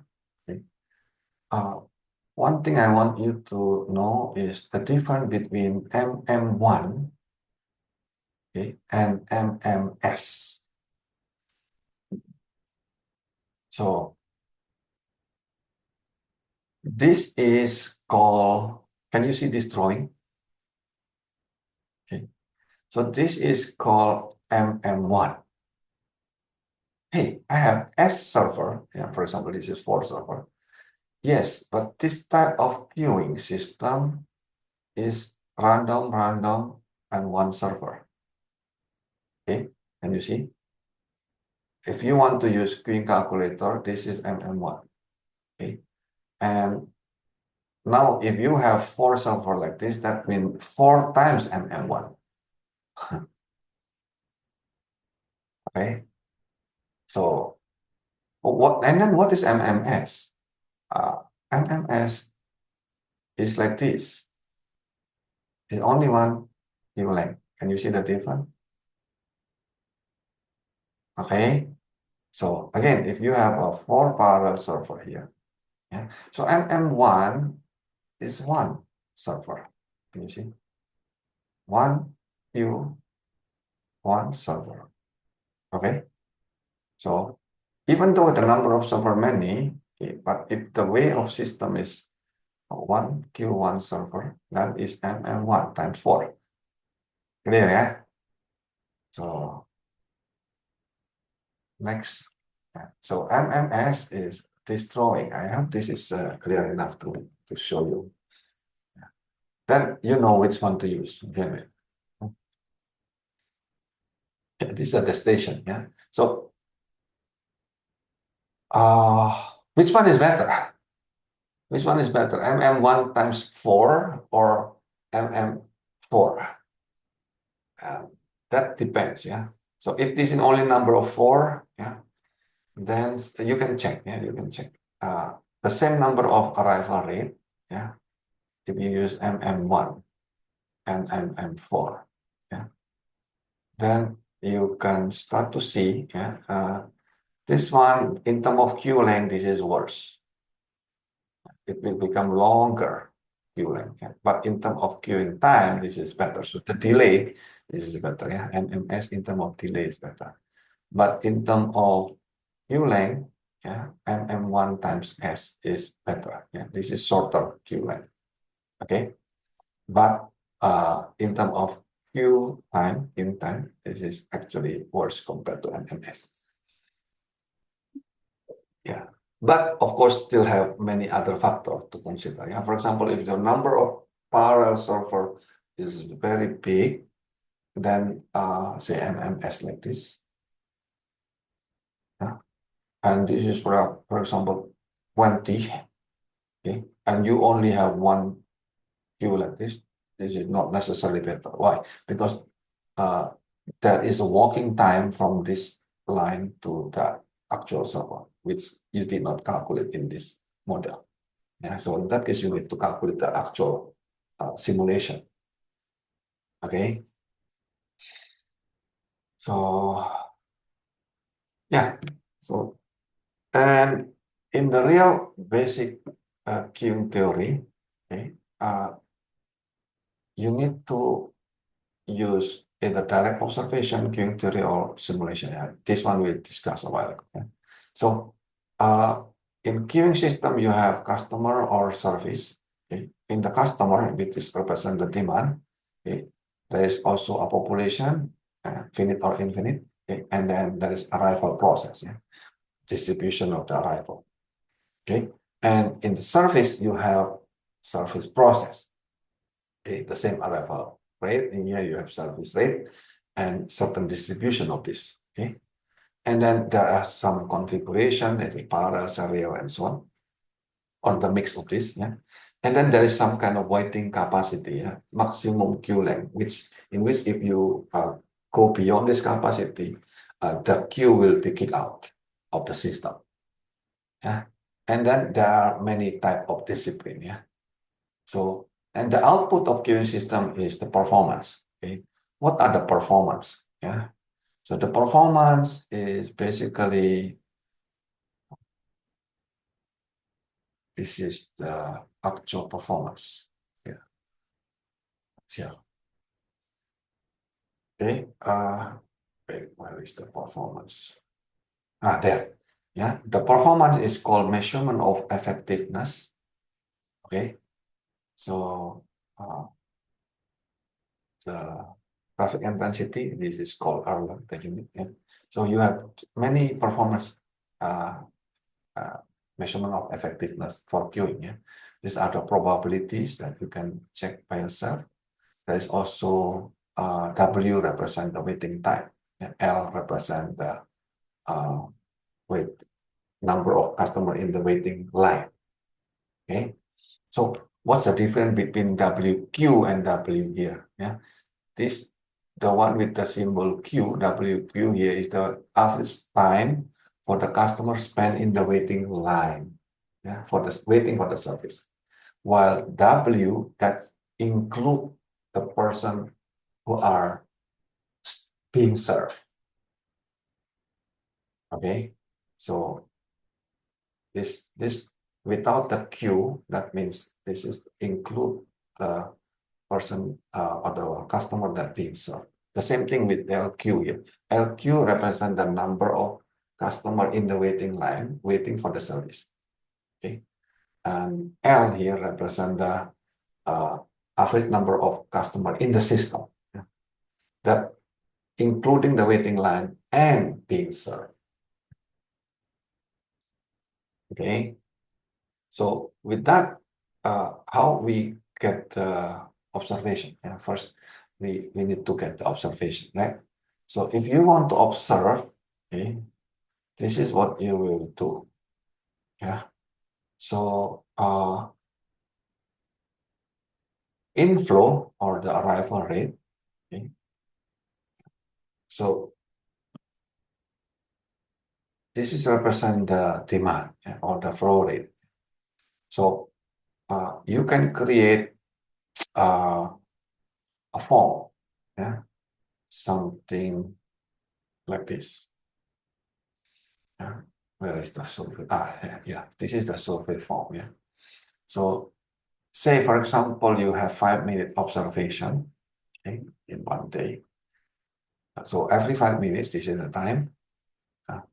Say you want to survey the cashier. Yeah? And then what you will do is within these 5 minutes, how many people arrive? Then you put it here. Can you see this? Okay. And then you get, say, 500 something customer in 12 hours. Yeah. This is the total in one day. Okay. And then what we will do with this data. Yeah. So once you have this data, you put them into a flow. Yeah. Number of customer arrive. This is the frequency. Can you see this? This is the number of frequency. If you look at this, this is 539. This is exactly the same, 539. But now we put how many customer arrive in 5 minutes. 0 customer arrive in 5 minutes. How many times it happened? How many slot? Yeah, this is the slot. Yeah. Oh, it happened 255 times. Yeah. So this is the frequency of the slots. Okay. So, and from there you can get the relative frequency easily. You just divide this pattern total. Okay. And then once you have this number, okay, then you multiply. Okay. So the value 0 multiplied by 47, 1 multiplied by 35, and so on. Yeah. So then this is the value of what is called arrival rate. Yeah? So we call this lambda. Okay. So of course the unit depends on how you observe. Say you get, say, for example, 0.75 yeah, customer per 5 minutes. Okay. Then you need to check whether this is actually random or not. Yeah.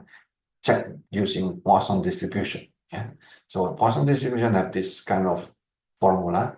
Okay. So I give for example here. So now Berger have analyzed the data of values. Yeah. Say we have 45 customer per 60 minutes. Yeah. This is the arrival rate. It's the same as 0.75, isn't it? Okay. So can you compute the probability based on Poisson? Yeah. So if you know the mean arrival rate, you can get the x 0, 1, 2, 3 until whatever number. Okay. So this is the 0.75 per minute. And then you just plug in into that formula here. Okay. Lambda, you know, 0.75. X is the one that you put here, yeah? 0, 1, 2, 3. And this is exponential. This is just factorial. Yeah. So if you put in, okay, so 0.75, say P0, 0.75, exponent of 0, exponent of minus 75 divided by 0 factorial, which is 1. Okay, so you get this value, and so on. Yeah. So you create this table, and then you compare. Yeah. This table, if you compare with the actual observation, yeah, is exactly similar. Yeah. So if they are similar, then yes, this is Poisson distribution. How about if not similar? If they are not fit, then probably they are general distribution or other distribution. Yeah. So then if they are used different distribution, you cannot use this MMS a while ago. Yeah. The MMS only happen if your observation is actually Poisson, yeah, in the arrival distribution. Okay. How about in the service rate? Yeah. Service rate, yeah, is the unit is customer per hour. Of course, service time is just the other way around. So second per customer. Yeah.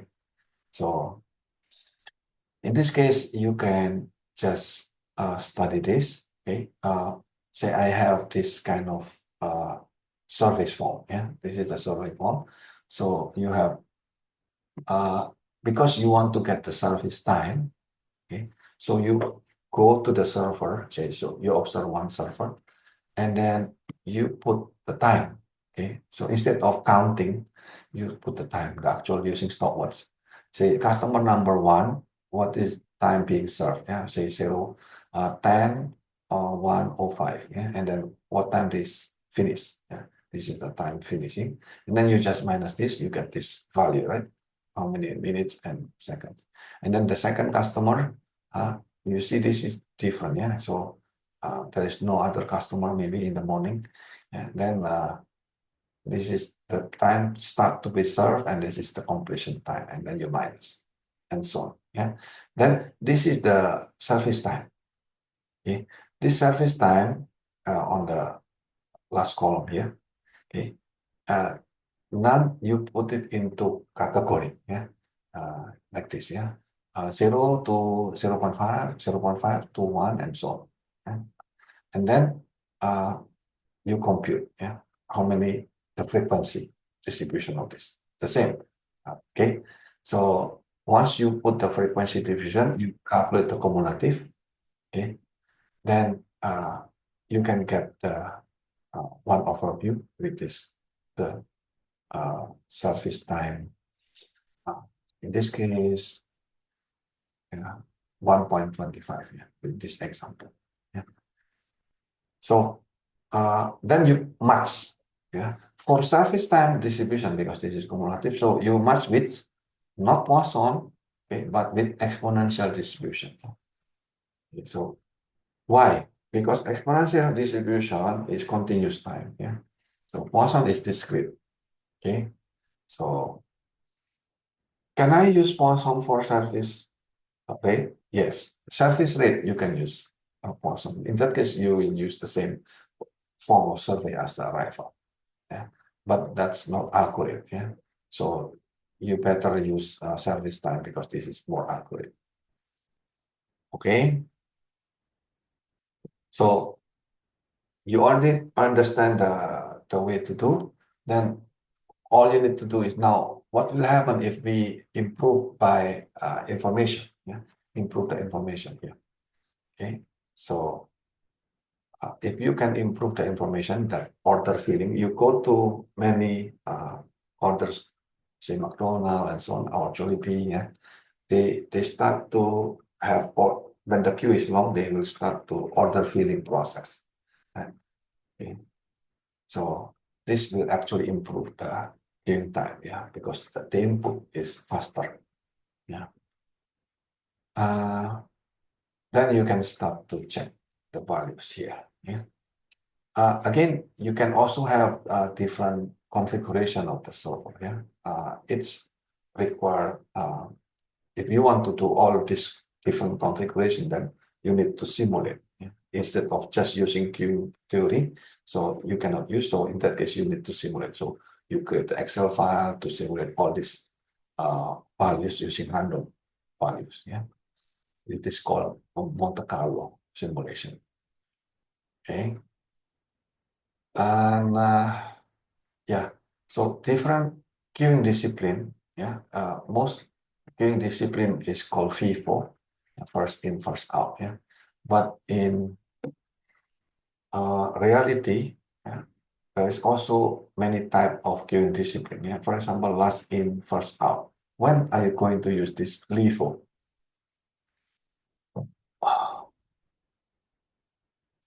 Yeah, in logistic. Yeah, if you have the truck, okay, the one that you put in first is the one that's supposed to be the last out. So you know the route that you want to go, right? So the last place that you want to put, that is the first thing that you need to put inside, isn't it? So in that case, last in, first out. Yeah. So there is a service in, and then you do random orbit. That is also possible of that. Okay? There is also possible queuing discipline of bulking. Bulking means when they see the queue is long, okay, that means they don't want to join the queue. They already arrived, but they don't want to join the queue. Yeah. Renegates means they are already arrived and they join the queue, okay, but they feel this is too long, then they go out of the queue. Yeah. They go to another shop. Joking means you have several queue waiting line, okay, then you switch from one queue to another. Sometimes it happens, right?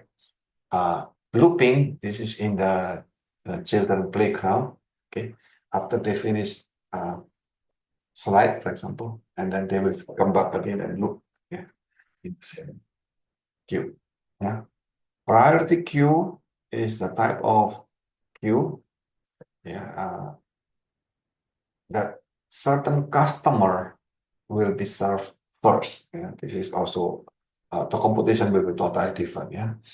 So, for example, customer with certain priority is in the bank. For example, if you are a premium customer with certain number of deposit, you can get faster service. Or in the hospital, for example, yeah, if you have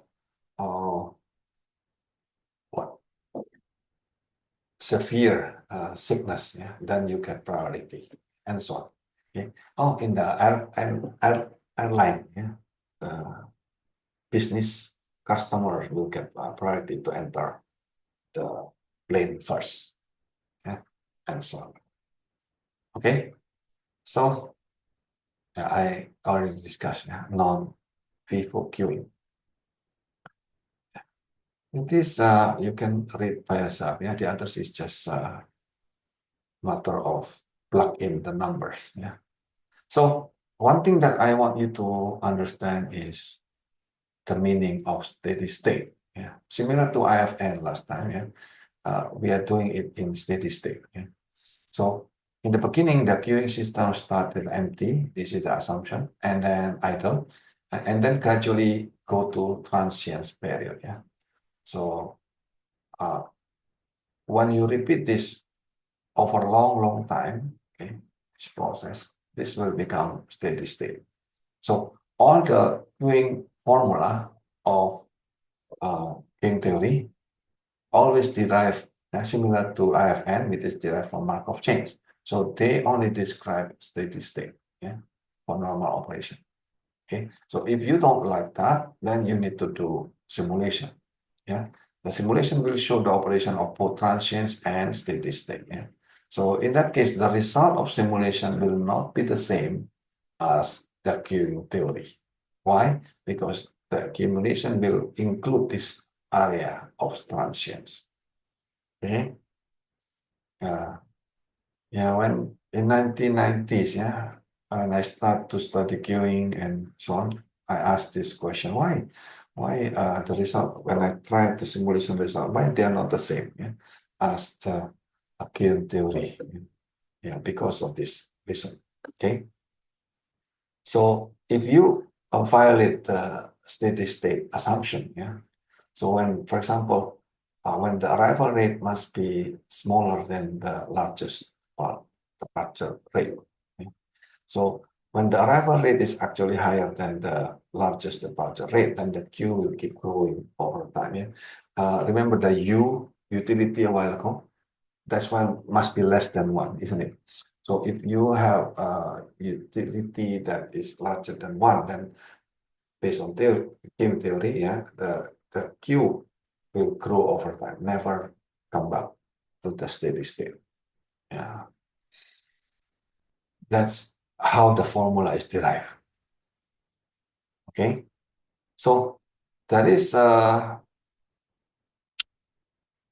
in queuing theory there is a law called John Little. Yeah, based on John Little. This is the name. So Little law is based on the name of a person. John Little said that in equilibrium, yeah, total inflow is equal to total outflow. So that means actually, okay, regardless your queuing discipline, okay, whether you are FIFO, BABQ, LIFO, and so on, yeah. So when you do it for a steady state, yeah, in the equilibrium, yeah, this is sounds like IFN, like total inflow equal to total outflow. Okay, the Q line is always equal to the average delay times the arrival rate. Yeah. So in formula, I will just put it this way. Yeah. This is the Q line. Yeah. Multiplying is equal to the arrival rate times the delay. Okay. So regardless, what is your distribution, service time, okay, or queuing discipline? Yeah. This is always true. Why? Because this is in the steady state. You will have this is practically the slope of this arrival and departure. Okay, so this is the time and this is the cumulative number of arrival in the vertical axis. Okay, this is the fundamental queuing formula, yeah, based on what is called a Little law. What is the implication? Yeah, so say you in equilibrium, yeah, the queue length is just based on average delay and arrival rate. Yeah, so you don't need any other factors. Yeah, they simplify a lot. Okay. So for example, if a company order 100 items per day from the supplier that requiring 5 days to deliver, then in equilibrium, in the steady state, it will have just multiply of this. Yeah? So we have only 500 items to order. Okay. Regardless how they deliver. Yeah. So the delay is actually give the system inertia. Yeah. Okay. So of course, this assume that the canceling order is not possible. Yeah? So if the order now cut to zero, okay, the inventory will start swell an additional 500 times until this delivery is cut off. Yeah. So yeah. So you want to practice this?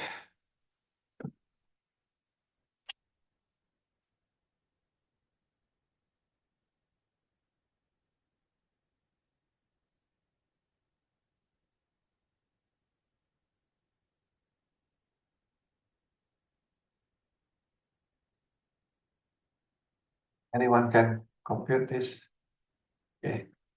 Delay is a W. If you so this is the queue length, this is the arrival, this is the W is the waiting time, the delay is the W. Okay. So if the insurance company have pending pool of 50,000 unresolved claim and settle on average 2025, yeah, yes, how many average time they need to wait? Yeah, 2 months, that's correct. Okay, so yes, okay, yeah, I think with that, the rest of the slide is actually the same as before, so I think this is just the cumulative outcome that we already discussed. Okay, so with this, I hope you understand game theory. Yeah, and in general, please. Yeah, the detail you read by yourself. Yeah, I put the, the text there in the website. Okay. Any question about this? Any discussion? Yeah. I hope this will give you new insight. Yeah, at least that you can separate material from information. Yeah. Okay. So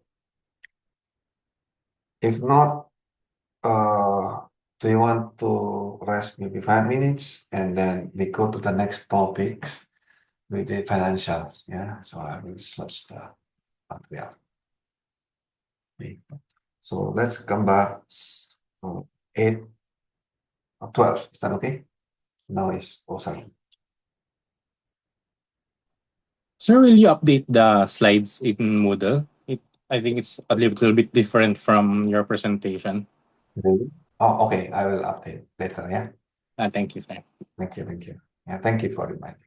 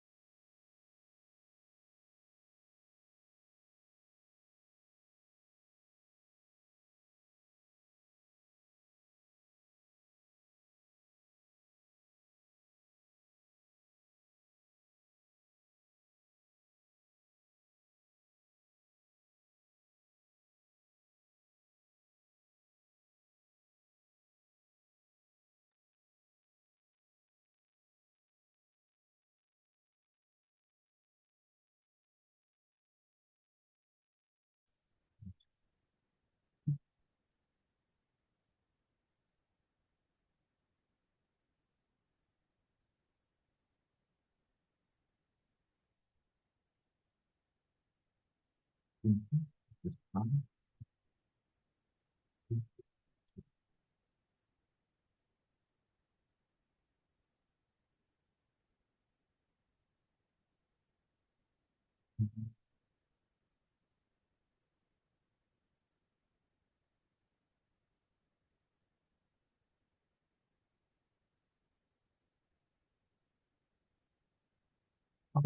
so shall we start again?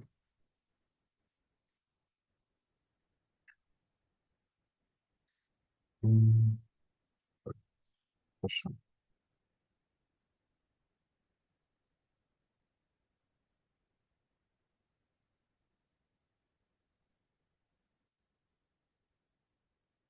Okay, so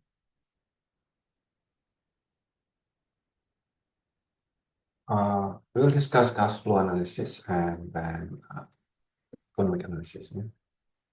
This is practically, I guess many of you have learned this, right, in undergrad. That's why I put it in the end. Yeah. So I want to give certain insight, yeah, that probably did not learn somewhere else. Okay. So I have this. Can you see my slide? Can you see this page? Yes, sir. Yes, financial education. Yeah. Yes, Doc, you can see. Yeah. So this is in here, so financial education. Okay.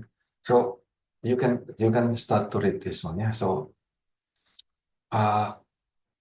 what is the meaning of compound interest? Okay. So say if you borrow 1,000 from a money lender, okay, then they charge you say 1% interest per month. Okay. So and say you will pay $20. Yeah, this is one same unit. Yeah, 1,000 is dollar and this is dollar or peso. Yeah. Say 20 per month to pay your debt. Yeah. So then the question is, when are you going to pay back your debt? How many months can you pay back your loan? Yeah. So say you have 1,000, okay, and then you are paying 20 per month, right? So if there is no interest rate, how many months? Simple, yeah. So 1,000 divided by 20, correct? You 50 months, is that correct? Yeah. So now if you have 1% interest rate, yeah. So how many months can you, is it 50 months, 51, 55? How many months? Can you guess?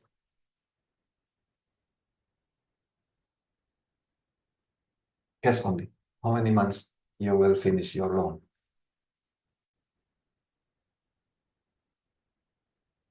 Hmm? Anyone? So yeah, if you have so how many months? Yeah, if you have 1,000 loan at 1% interest, yeah, and then you pay $20 a month, yeah. This is the formula. Yeah, so your loan at the next time is the same as your loan at current time plus the interest at the current time, and then minus with your payment, isn't it? So and this part, the interest of your loan at current time is the same as interest rate, which is 1%, multiplied by your loan at time t. Okay, so we can put this into formula. Yeah, so L represents the level. It is your loan. LT plus 1 is your loan at time t plus 1, and K is the interest rate. Then if you put them together, this, right, it will become this formula. Yeah, this is actually simpler. I don't know if more for me. I read this easier than this wording, but at least you need to understand the meaning of this. Yeah, so this is represent the level and this is the rate. Yeah, and then if you put them together, so R, you put it inside here, so you will start to see this is the actual value. Okay, and then you can put them together. Okay, then you will have this formula, isn't it? So in word again, yeah. Your loan at time t plus 1 is 1 plus the interest rate times your loan at time t minus your payment. Okay, so how are we going to put this in Excel? Okay, let me open Excel. Okay, so here, let's put Excel. You are paying monthly payment 20. Okay, your initial is 1,000.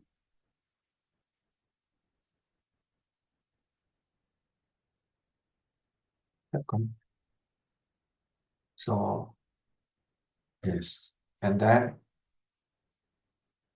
if this is investment, right? If this is investment, so then this is the one that you add. Yeah? But this is monthly payment, then you minus this one, right? So is that correct? You minus this one. Yeah.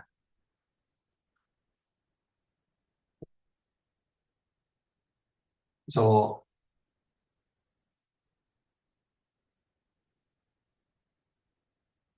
wait. 1,000, right? And you add with how much? Yeah. Say you have 1,000. Yeah, that's correct. Yeah, 990. Is that correct? Yeah. So the next one is 980, and so on. Yeah. So this is the value. Maybe my plot is too long. Yeah.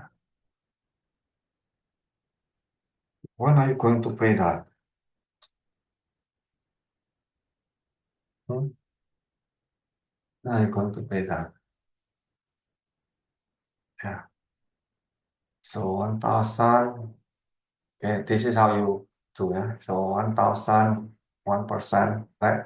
This is the input. So I put in yellow, and then the first one is 1,000, right? And then this is the second one is just plus 1.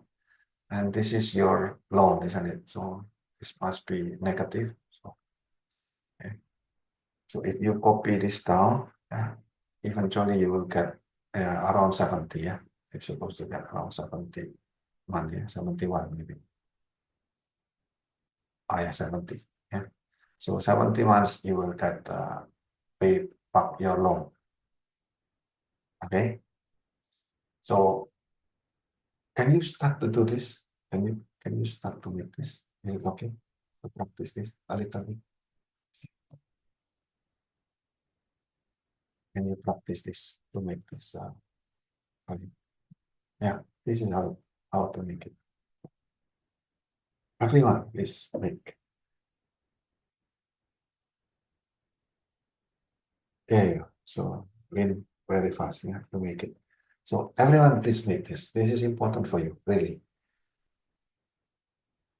Mm, so if you already make this, okay, then you can start to change the value in yellow, isn't it? So how much is your credit card interest rate? Is it 1%? 3%. 3%. Okay, so can you input 3% in here? What will happen?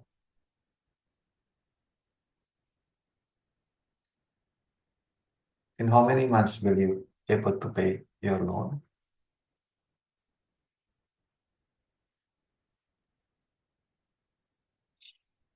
Confused?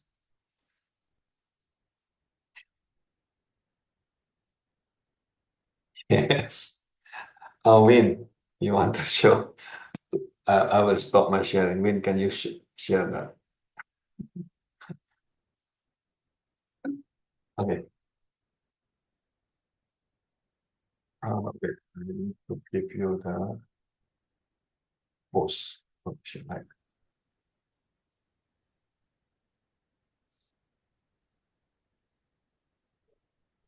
Okay, sir. Okay. My screen showing. Can you see the screen of Win Sanchez? Yes. Okay. So first you put the 1% first so that they can. Wait. Let's put it the interest rate.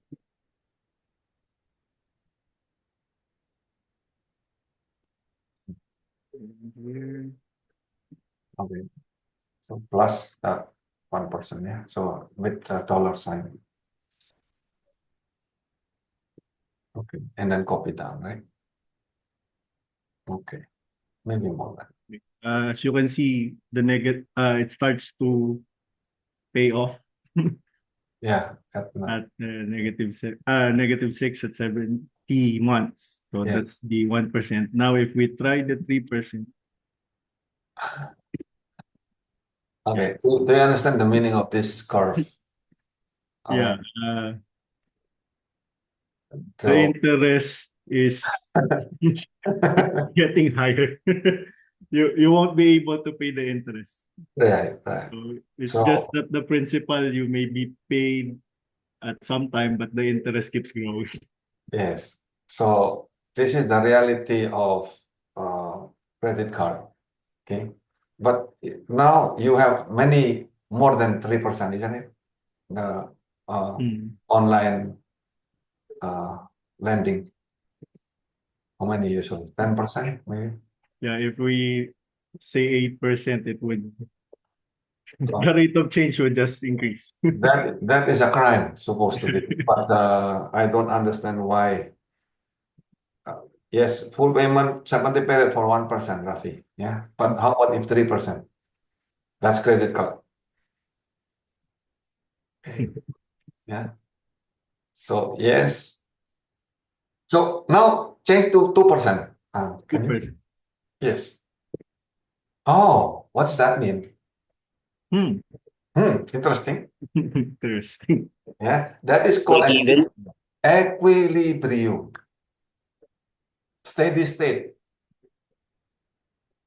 Okay. Okay. Okay. When you see the graph like that, okay, that is called equilibrium. Okay, flat. Okay, over time, yeah, that means, is this something that you want? No, because you never pay your loan back also. Yeah. Okay? Equilibrium is not always something that you want, okay? You'll be paying 1,000 in perpetuity. Yes, forever and ever you will pay 1,000. Okay. Okay. You get it, yeah? The idea. So we can also do this by changing the, of course, for example, the the principal. 20 and 1,000, the K, you can change, yeah? So Yes. this is a good insight, isn't it?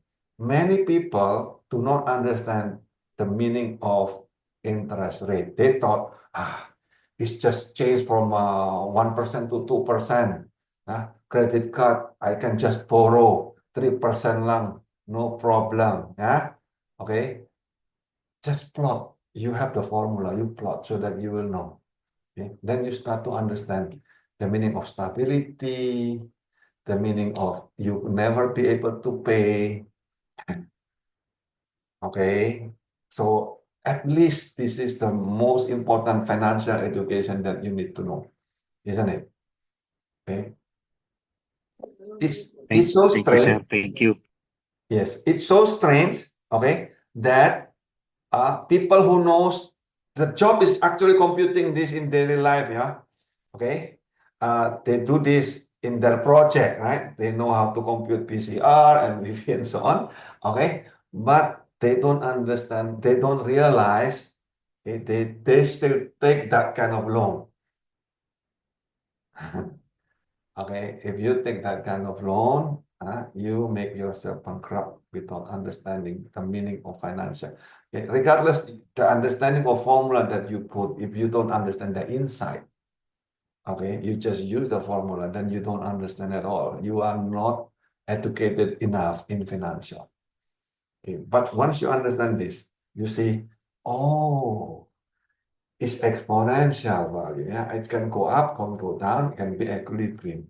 Yeah, the equilibrium is not always something that you want. Yeah, I hope this is helpful to open your eyes. Okay, about the meaning of interest rate. Okay, so let me share my screen now.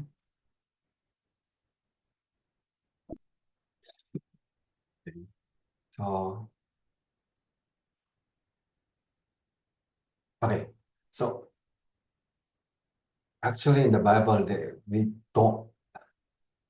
we are not allowed to do this kind of interest rate, because the danger is clear. Yeah? But since 13th century, the bank starting to create like this, and we are now in this kind of situation that you cannot go out. Then you need to learn. Yeah, you need to be educated. That's the most important part there. Yeah, you don't reject the system, but you need to understand.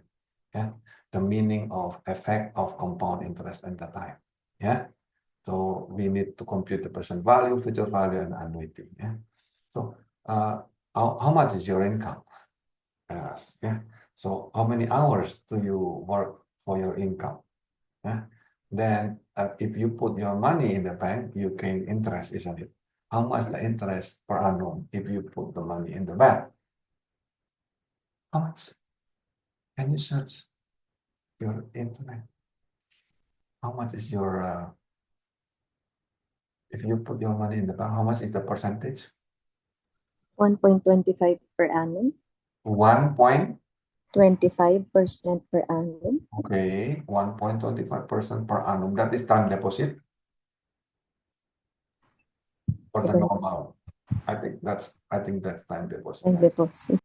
So that means you cannot take it. Okay.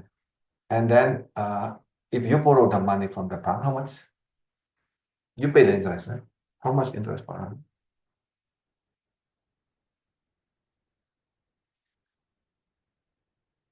Search. Oh.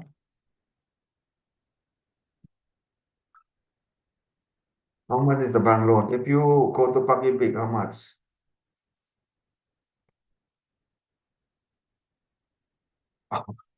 Only for AFP. How many percent? Wow. 7% or 8%. 8%. Okay. So 10%, 8%. Yeah. So 18%. That's too big. Yes, sir. Exclusively only for the EFP.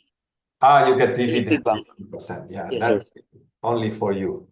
Okay, others cannot enjoy that much. So, if you borrow money, you pay much higher interest than if you put the money in the bank. That means the difference in the interest is the profit of the bank or the money lender, right? Okay, so what is the maximum interest rate for saving and borrowing? Okay, can you search that value? And then based on that, you will know actual. And how much is the actual inflation that you have in your country right now? On average, how many percent? Inflation rate. Can you search?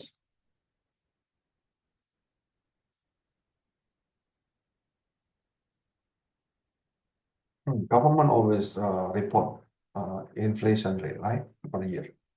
How much?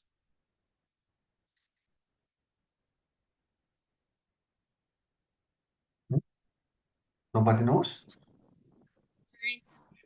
One Inflation point is four 1.4 only? for this year. for this month. This month? No, for a year. Year to date ay 2%. Oh, okay. So it's pretty low, 2%.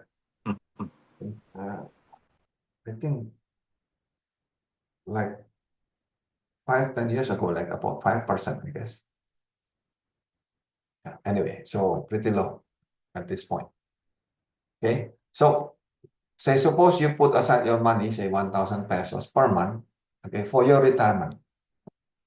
Okay, and then you save it in the bank since say you are 17 years old until 65. Yeah? So the time you can change, but let's make it like this. Yeah. So, and then suppose there is no bank fee, the interest rate is constant, say 1% per year. Yeah.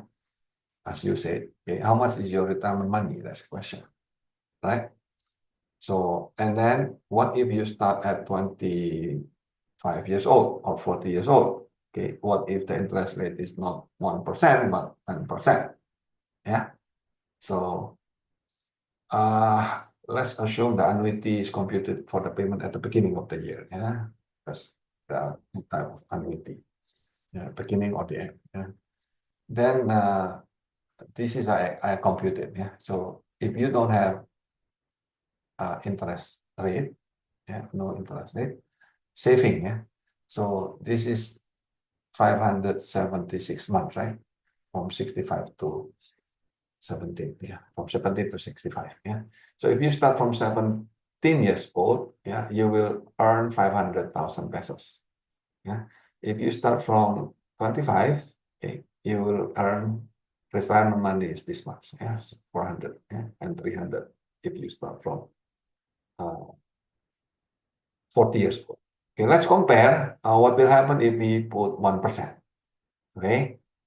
So if you put 1%, oh, okay, the interest rate now 1% divided by 12 because this is monthly. So let's compute that. So you will get 700. Yeah, compare before. Yeah, without interest rate you get 576. Yeah, but with interest rate you get 700. 1% interest, not so much different. So it's about almost 200,000 pesos difference only. Okay, but what will happen if you save at 10% interest?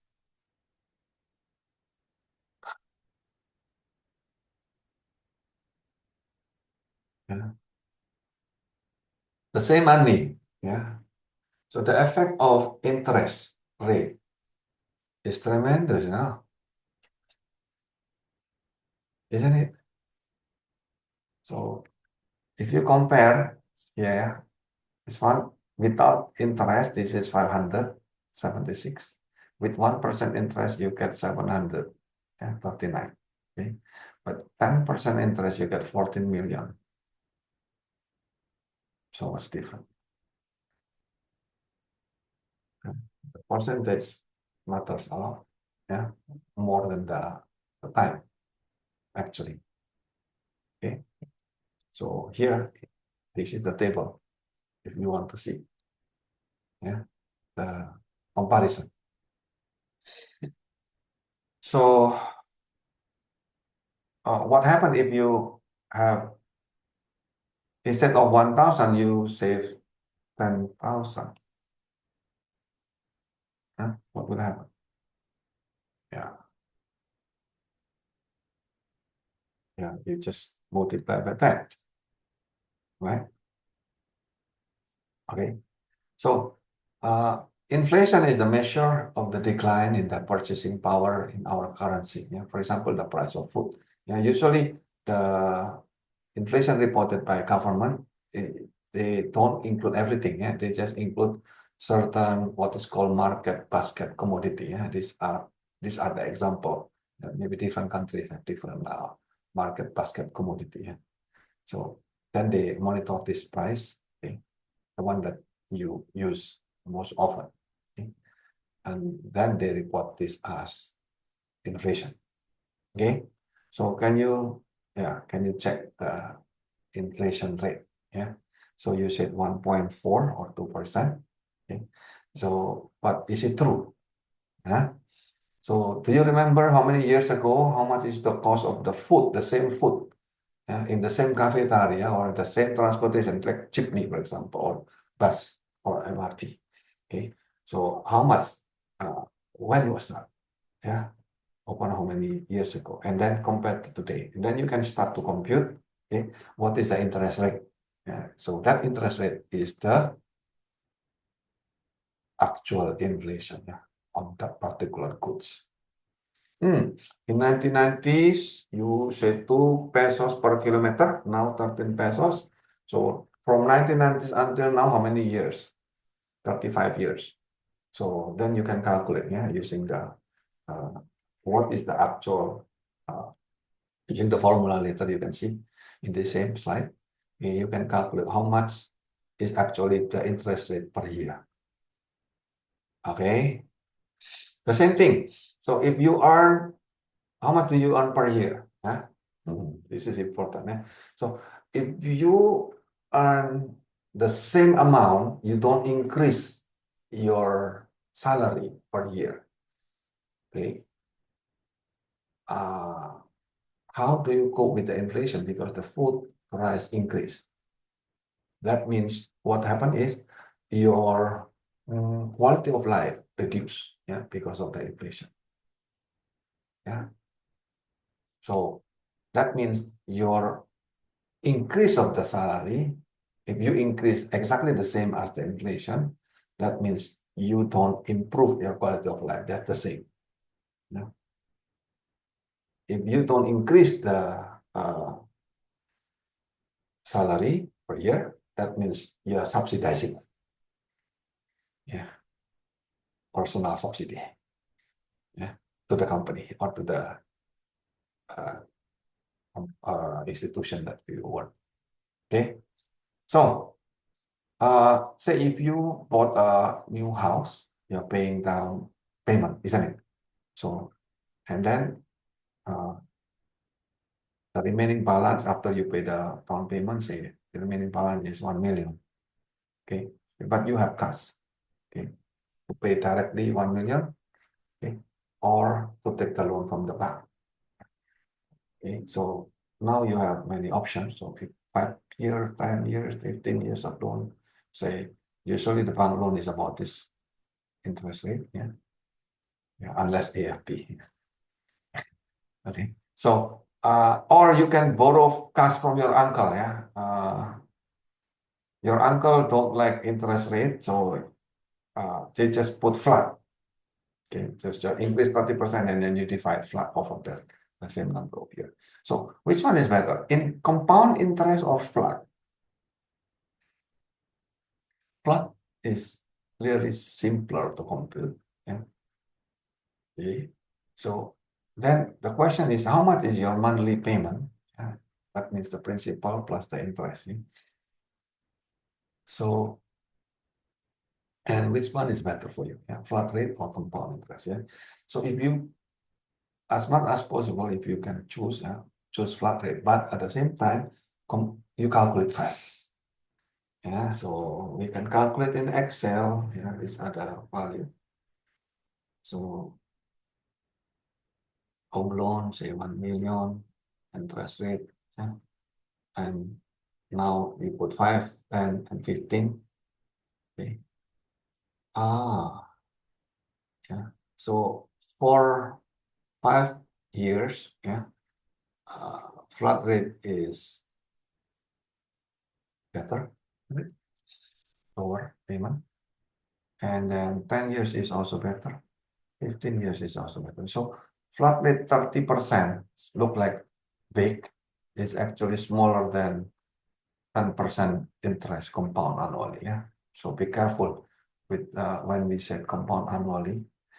Even though the number seems like small compared to this one, if you compute in reality, then you can start to see the difference. Okay. So how are you going to compute that? Yeah, there are formulas for that. Yeah, so this is the formula for monthly payment. Okay, I put here in the yellow. You have this slide, right? So you can, if you cannot find this slide, so I can update later. But also there is a website in Revoledo about this one. So practically can, the calculator is also there. Yeah.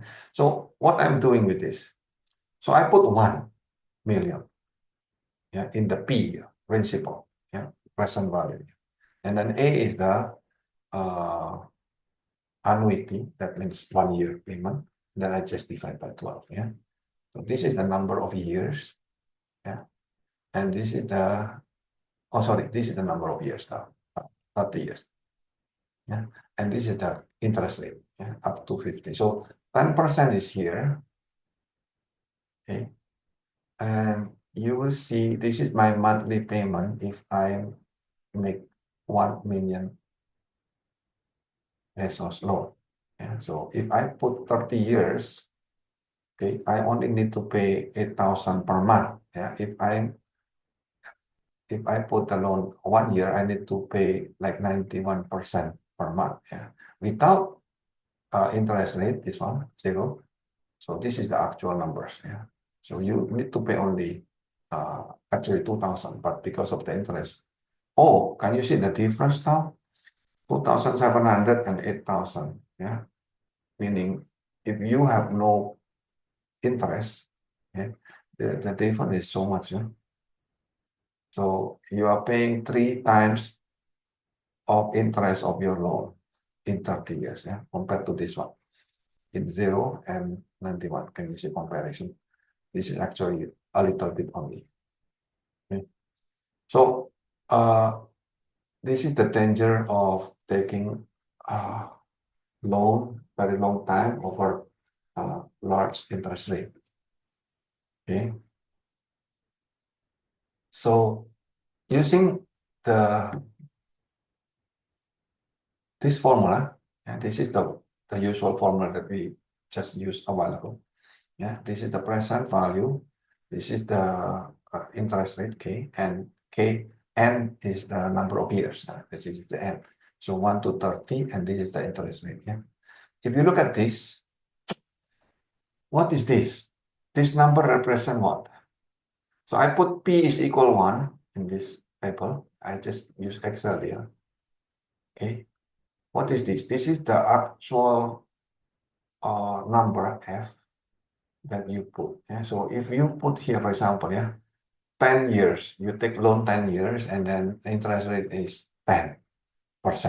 Right? So that means 2.59, that is almost 2.6, yeah. So 2.6 times. Yeah.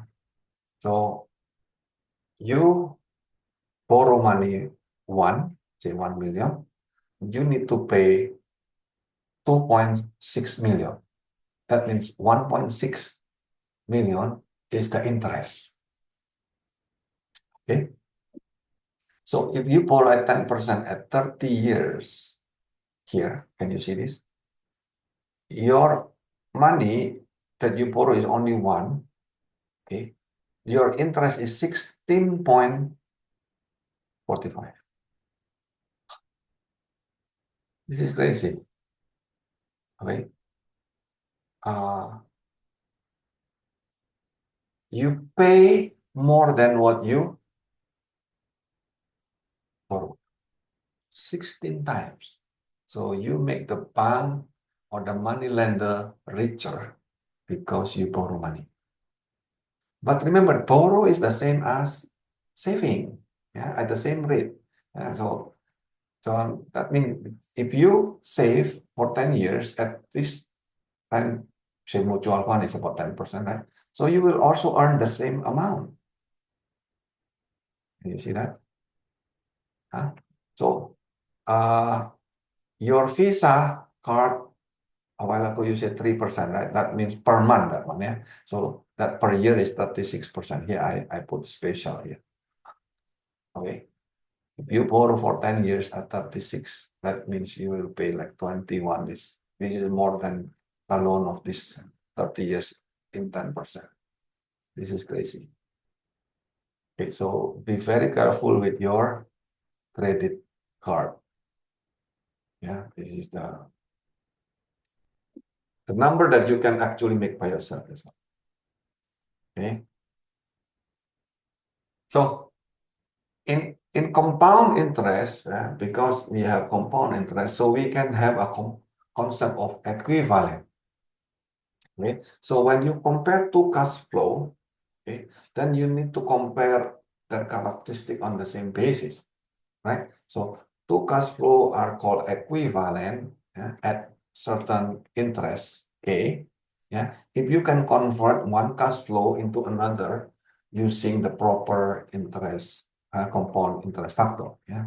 So, for example, yeah, so if you have 10,000 deposit for 3 years at 8%, so you will get, say, this value, yeah, so 12,500 something, yeah. That means at this interest rate, yeah, that 10,000 at time 0 is equivalent to 12,000 at year 3, yeah, at this interest rate.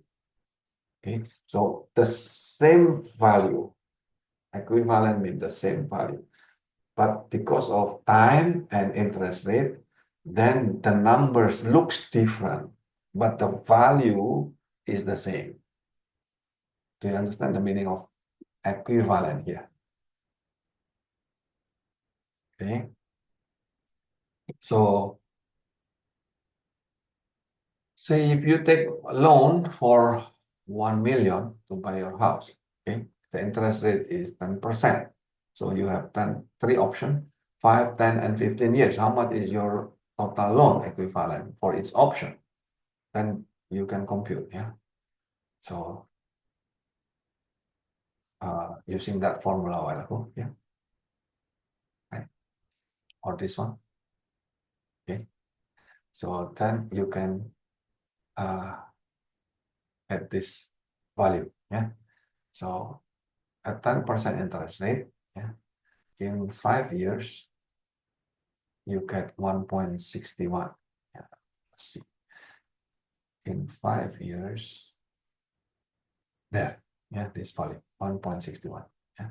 In 10 years, you get 2.56. Yeah. Yeah, 59. Yeah. And then 15 years, you get 4.18. This is from this table. Yeah, there, 4.18. Can you see? Okay, so this is the formula that we use. Yeah, so of course, in the project, yeah, you have cost and you have benefit.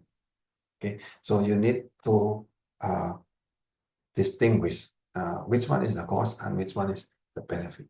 Okay, so what are the costs? Yeah, the cost is the capital. Okay? For example, you build a road, so that's the initial cost to build that road. Yeah? And then you have also after the road is finished, you need to have operation costs. That means how to operate this, yeah, road. Yeah, maybe there are some people who clean, right? This operation cost. Okay, and there is also repair and maintenance. Okay, so if there is hole, you need to patch the hole. Yeah, there are certain administrative and taxes. Now, they are example of the cost. Yeah, and then you also have what is called benefit. And in any project, you have income. Okay, subsidy you can put as benefit. Yeah, do you know what is the meaning of salvage value? Okay, so say you buy a car. Okay, so this is the remaining value. Okay, you buy a car today and then you sell 5 years from now. Okay, so if the salvage value is very high, okay, that means the difference between the buying price and the salvage value, the remaining price that you sell the car, okay, small, then it becomes the benefit for you. Okay, the same thing, yeah. Yes, the remaining asset, yeah, after depreciating an asset, that's correct. So, and there is also gain, yeah, in the increase of the value, yeah, probably intellectual property increase, the land price increase, or the stock price increase. So this is capital gain, yeah. These are also benefit. Yes. So certain cars have the same price as the time that you buy. That means practically you pay almost zero for the actual capital, you know. So if you can find that, that means you get a lot of benefit by buying those kind of car. Yeah. So when you want to a project, yeah, whatever project it is, yeah, including personal project like buying car or a project or urban planning project, yeah, the same. Yeah, the principle is exactly the same. You check all the benefits and check all the costs. Yeah, and certain part, especially this is public project, so certain part of this benefit come from public project. So in that case, the benefit is come from the saving. Yeah, you can also get the benefit from the saving. For example, environmental saving, instead of the damage, you can get certain credits. Yeah, carbon credit, for example. Yeah, or if instead of certain congestion that you can predict, okay, and when you build this road, okay, then the congestion reduce, yeah, and then multiply by the flow, then you can get the actual saving. Yeah, this include in the benefit. Okay. Now, if you know the benefit and you calculate the cost, yeah, and then of course you need to put it into in the same equivalent value, okay, then you can calculate, yeah, indicator. Yeah, these are the usual indicator that you can use. Yeah, one is called NPV, yeah, and net present value. It is total benefit minus the total cost. Yeah. The second is PCR, or benefit cost ratio. Yeah, the total benefit divided by the cost. Yeah. And then the third one is internal rate of return, or IRR. Yeah, this is basically the annual return. The two, yeah, what's the good things about NPV? You will see the actual number. Okay, PCR, you will get the ratio, so you can compare with one. Yeah, this one you compare with 0, of course. Yeah. But the IRR is interesting. Why? Because this one you compare with the bank rate that you borrow. Okay, so say you want to do a project, you borrow money. Okay, so if your IRR is actually larger than the bank rate that you borrow the money, that means you get the gain. Yeah, if the same as the bank rate or below that, then good. Yeah. So because your loan is bigger than the benefit, right, of this project. Yeah. Sometimes it is also easier to check the doubling time. Okay. So time is sometimes also become the indicator. Yeah. So, but remember, all of this you need to compute at the same equivalent cash flow, yeah, or the same year. Yeah. Regardless what year you can play. Yeah, you can put, usually we use year 0, but you can use year 1 or the end of the project. Yeah, it is your choice. Yeah, as long as you put in the same year. Yeah, and then you use this kind of indicator to compare various investment. Okay, so NPV you sum, okay, at the base year, for example. Okay, after you put the compound interest. Yeah, the same thing. Of course, when NPV is positive compared with 0, then the project has more benefit than the cost. Yeah, so we say this is feasible. So this is feasibility study, right? And a PCR you compare with 1. Yeah, so if PCR larger than 1, this is the benefit is more than the cost. Yeah. Again, you need to put in the equivalent basis. Okay, IRR.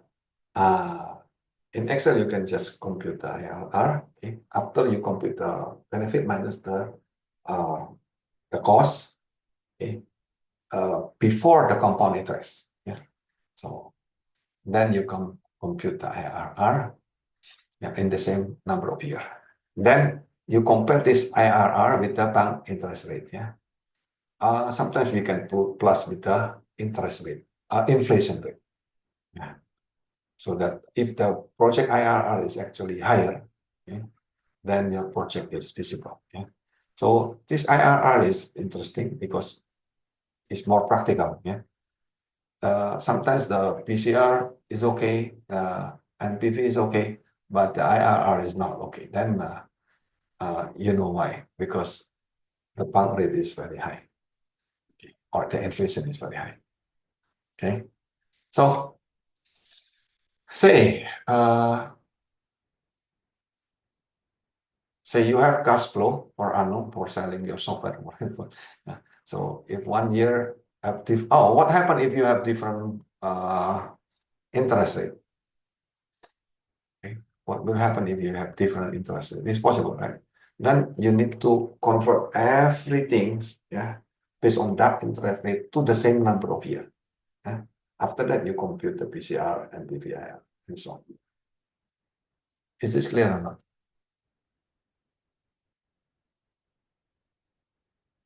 Yeah. So the formula is just that. Yeah. So if you put the P value of amount of money that you have at present, yeah, P is being present, and F represent the amount of money you have in the future. Yeah. K is the interest rate per year, and N is the total number of years you invest your money, right? So in that case, F1, the first year, is the present value and interest. So remember, the interest is multiplying between the present value and K. So in that case, P1 plus K. Yeah. If you have 2 years, you will have exactly the same. So, but now become F2 is equal to F1 plus the interest. So this F1, okay, you already computed based on the present value. So in that case, you can put everything in present value, then you will have this formula. Yeah, 2 exponent here. So if you have N, then this is the formula. Yeah. So the meaning you pay today, you will get, yeah, the value at the year end. Yeah, this is the drawing here. I hope you can understand this. So using this, you can compute, yeah, assuming, say you have 5% interest rate, so K is given, and then 5 years, and you have 783. Okay, how much is the equivalent value? Okay, so you input this into the formula, okay, then you will get 1,000. Yeah, so 1,000 5 years from now, okay, at 5% compound interest, that is the same as 700 today. So today is better than the future. You understand? Okay, so even though this is smaller, yeah. So this is equivalent. That means they are the same value. Yeah. So with this, you can predict also based on inflation. Yeah. Suppose you have on average 100 pesos meal in cafeteria, and the government said inflation is 5.5. Okay. So based on the above information, how much is the price and the same meal 5 years from now? Yeah. So then you can see, oh, 5 years from now is 130. Yeah. So we have this formula, right? Then we can manipulate algebraically, yeah, very easy. So you can put if you know P, this one have 4 numbers, F, P, K, and N, right? So if you know 3, you can get the other one. Okay, so this is the formula for P. If you know F, K, and N, that is easy, just reverse, isn't it? Okay, so remember, yeah, if you have the 1,000 offered to the person a year from now, it should be worth less today than the same amount offered immediately. Yeah. So how to get the interest rate? Yeah, how to get the return or inflation? Yeah. So yeah, this is the formula. You can just simplify this one. So you have the F and P, and then exponent of 1 over N minus 1. Yeah. So you get the interest rate. Say if you have 10 years, 100 investment grown to 160. Yeah. So how much is the annual return? Then you can calculate. It is about 4%. Yeah. So not correct if 6%. Yeah. This is you divide by 10. This is flat. Yeah. So Archie, you said in 1990s 2 pesos per jeepney, and now it's 13 pesos. So how much is the actual inflation in jeepney price?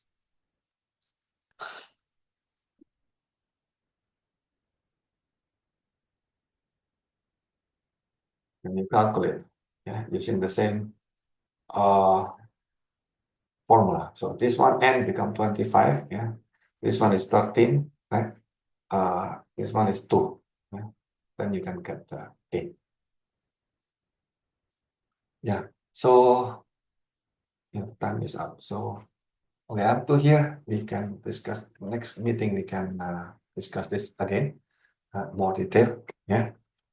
And if we finish, we can continue with time series. If not, maybe just up to PEP and investment. Oh, 5.5%, yeah, PUG. So on average, it's about 5.5 for the Sydney, yeah, in the past 25 years. Thank you, Win. Yeah. Okay, so give me the decision whether you want to go. Next week is our last class, so you want to present it next week or the week after? Or you don't need to present at all. That's also okay for me. You just keep the links publicly, the 3 reels for your group projects. Okay. So thank you for today. Thank you, Prof. Yes. Happy weekend. Happy weekend. Thank you, sir. Thank you Thank very you, much. sir. I hope you enjoy the. Yes, sir. We have learned a lot. Thank you, sir. Yeah, bye-bye. Bye. Thank you. Bye, sir.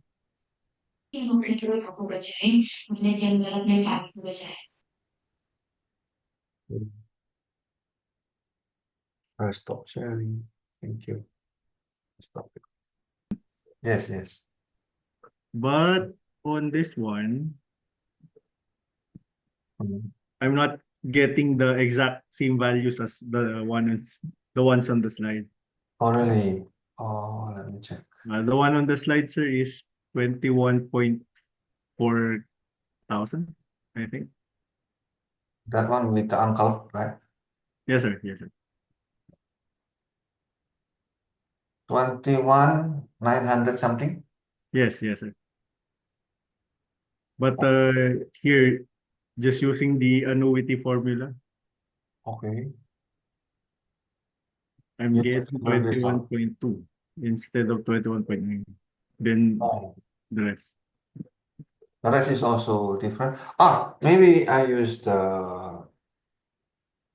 There are 2 type of annuity. You know. The other one is on Uh, deferred annuity. yes. So The beginning period. of the year or the end of the year, maybe.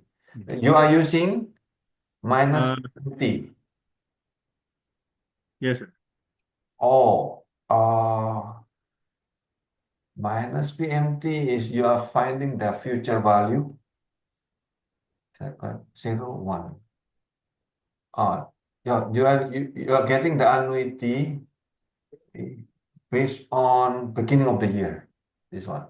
Yes, sir. The beginning value, which is Yes, one beginning of the year. Okay. So probably I'm using based on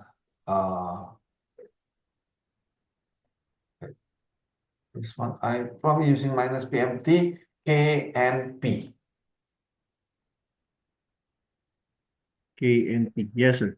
We're using the same. Oh no, without the 0 and 1. This one. Uh, So R, which is the K, yeah, and PER, that's your N. yes. PV, sir, is the 1 million. Yeah, the principal, yes. Okay. And then I put 0 for the FB. Yes. Then on the type. You put 0. You try. Type is 0. End of period. Maybe. Yeah, try. Enter. Still getting the 21.2, sir. Different from Yes, the sir. slide or the same as the slide? And then if I'm using the beginning of the 1, Right. 1, which is beginning of period, this is the deferred annuity. It's less. This one is less in value. This is less than. Yes, sir. Because we have to divide by 1 plus K, I think. Okay. So maybe I will check again the Excel of this. Just on this value, sir. Then, Thank you. on the assignment, sir. Oh, the assignment still, I postpone it at the. Yes, sir. I think you deleted one. Oh, really? The one with the large Oh, investment. no, I don't delete, I just hide it because I'm not sure we can finish the lesson. That's PEP, right? That's about PEP. But if Yes, you sir. want, I can open it. Maybe the class would like it not to be open, but for me, I would like extra work. That is exactly in the slide of PEP, break-even point. EP, okay, sir. Yes. So that is actually very interesting. Yeah. So if you have a different trader, yeah, large trader, small trader, so how the actual behavior, yeah, that is because of the break-even point, yeah, the equilibrium. Okay. So if you have small capital and big capital, the behavior will change. Mm. Please check the PP. Yes, sir. I'll check on that. I think you'll teach us that on next week. I hope. If not, sir, I'll Okay. ask for the extension period for a consultation on that one. Oh, that's okay. Yeah. Actually, I wrote a book about that. So this is my own theory about PEP because the usual PEP is only flat and straight like this. But I improved the PEP based on the difference equation. If you look at in the slide. By BEP, sir, we're talking about break even. Correct. The break even. So the one that you learn break even is usually just a straight line and straight Yes, line, sir. right? And Straight that's line it. between cost curves and Yes, supply curves. yes. So if you look at my slide, I improve. Okay, I add above that one. Okay. I can show the meaning of BP in terms of probability, and then in terms of risk, okay, and then in terms of the risk transfer from employer to employees, okay, and then also to make distribution system, okay, between different trader size and capital. So and the cash flow also there. So Okay, sir. once you include everything, suddenly become interesting. Okay, sir. I'll check on that one. Now I'm going to ask on another assignment, which is also based on the Yeah. slide. Yeah. This one is is your the assignment. retirement plan one, sir. Yes. Should we just input this one, sir? Yeah. The expected monthly withdrawals. Yeah, you input. Oh, Okay. how much? Imagine this is for yourself, right? So you want to know, right? Okay, sir. Right. So for example, I want to how keep, much are you comfortable let's say 20,000 per month. right now? Right now, sir. Okay, right now it would be 45,000. Okay, that one. So that one now you grow with inflation. Mm-hmm. Yeah, that 45,000 you grow with inflation up to your retirement time. And then how much you earn and how much you're supposed to grow your saving. Mm-hmm. But sir, okay. So you have two numbers. to- Huh? So the inflation is there, and then the return is there. That's correct. So this one. So 40,000, 45,000. So you're yes. Or I need it to be in.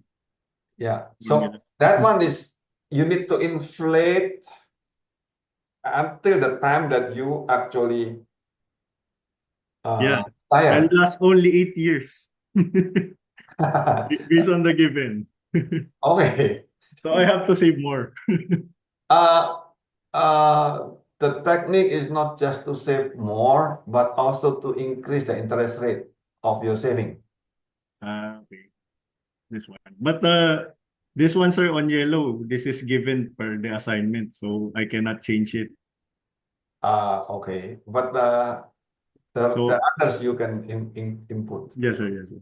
But if again let's say I want a retirement fund of Oh, you can change the 200,000. money if you want. If you don't like that, the one that I give is just an example.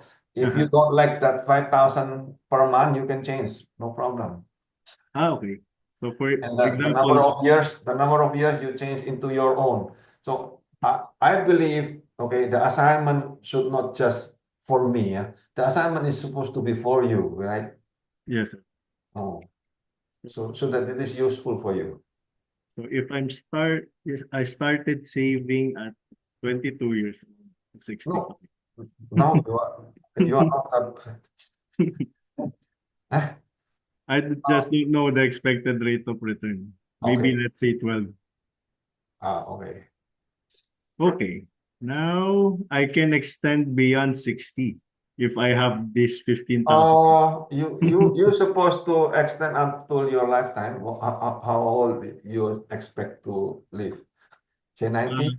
Yes, sir. So the end of the term would be 20 years in Ah, terms of payment of okay. those And then from savings. there, you need But to. that is at year 42 if I started at 22 years old.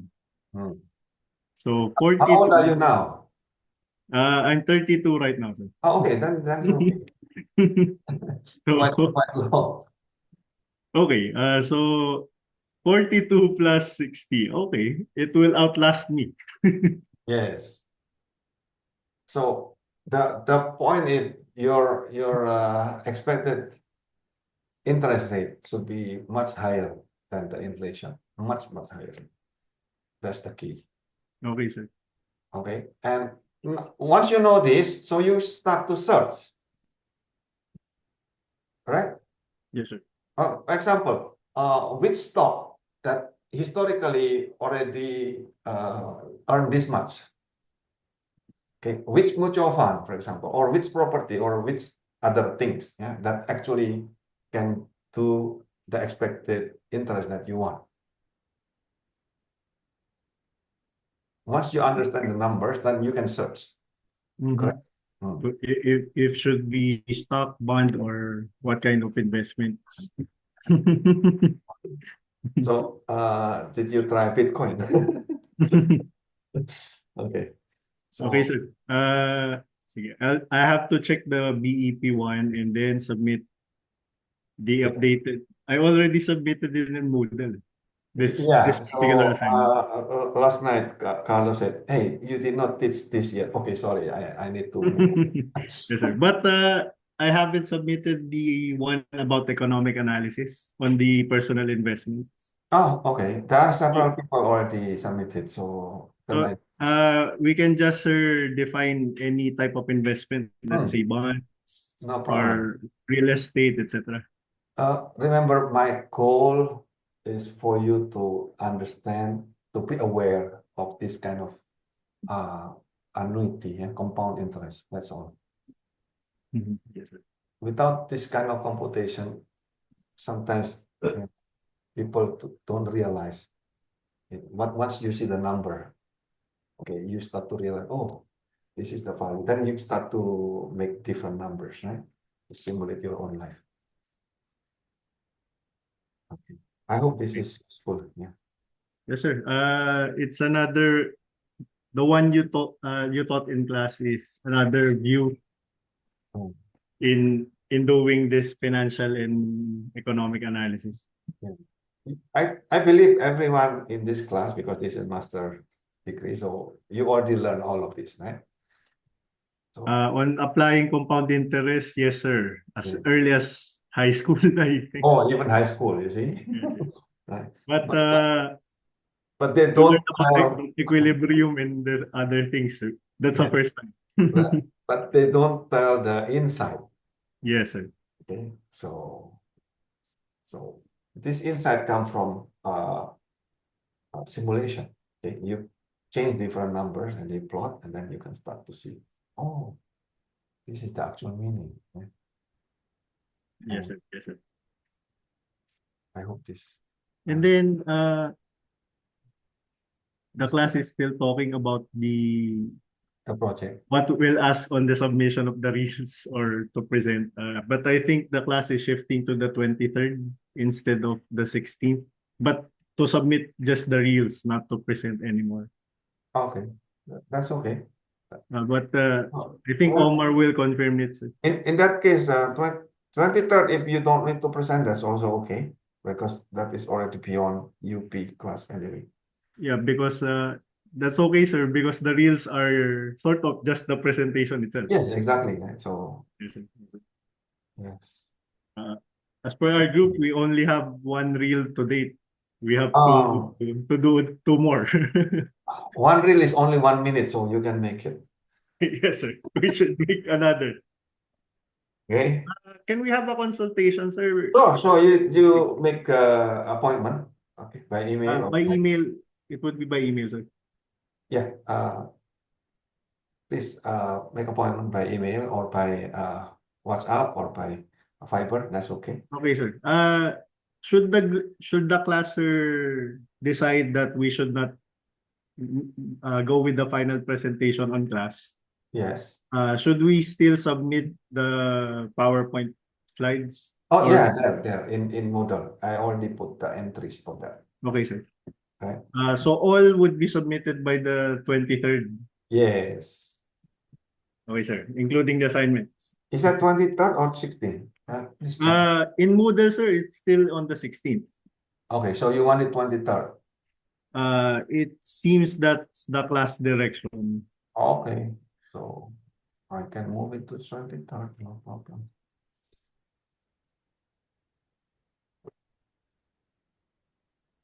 When 15 plus 7, 22, not 23rd, 22. Yeah. So we move it to the last day of class, which is 22, sir. Yes, exactly. Okay. Okay, thank you, sir, Okay, thank you very much. for this consultation. Yes. Okay, bye-bye.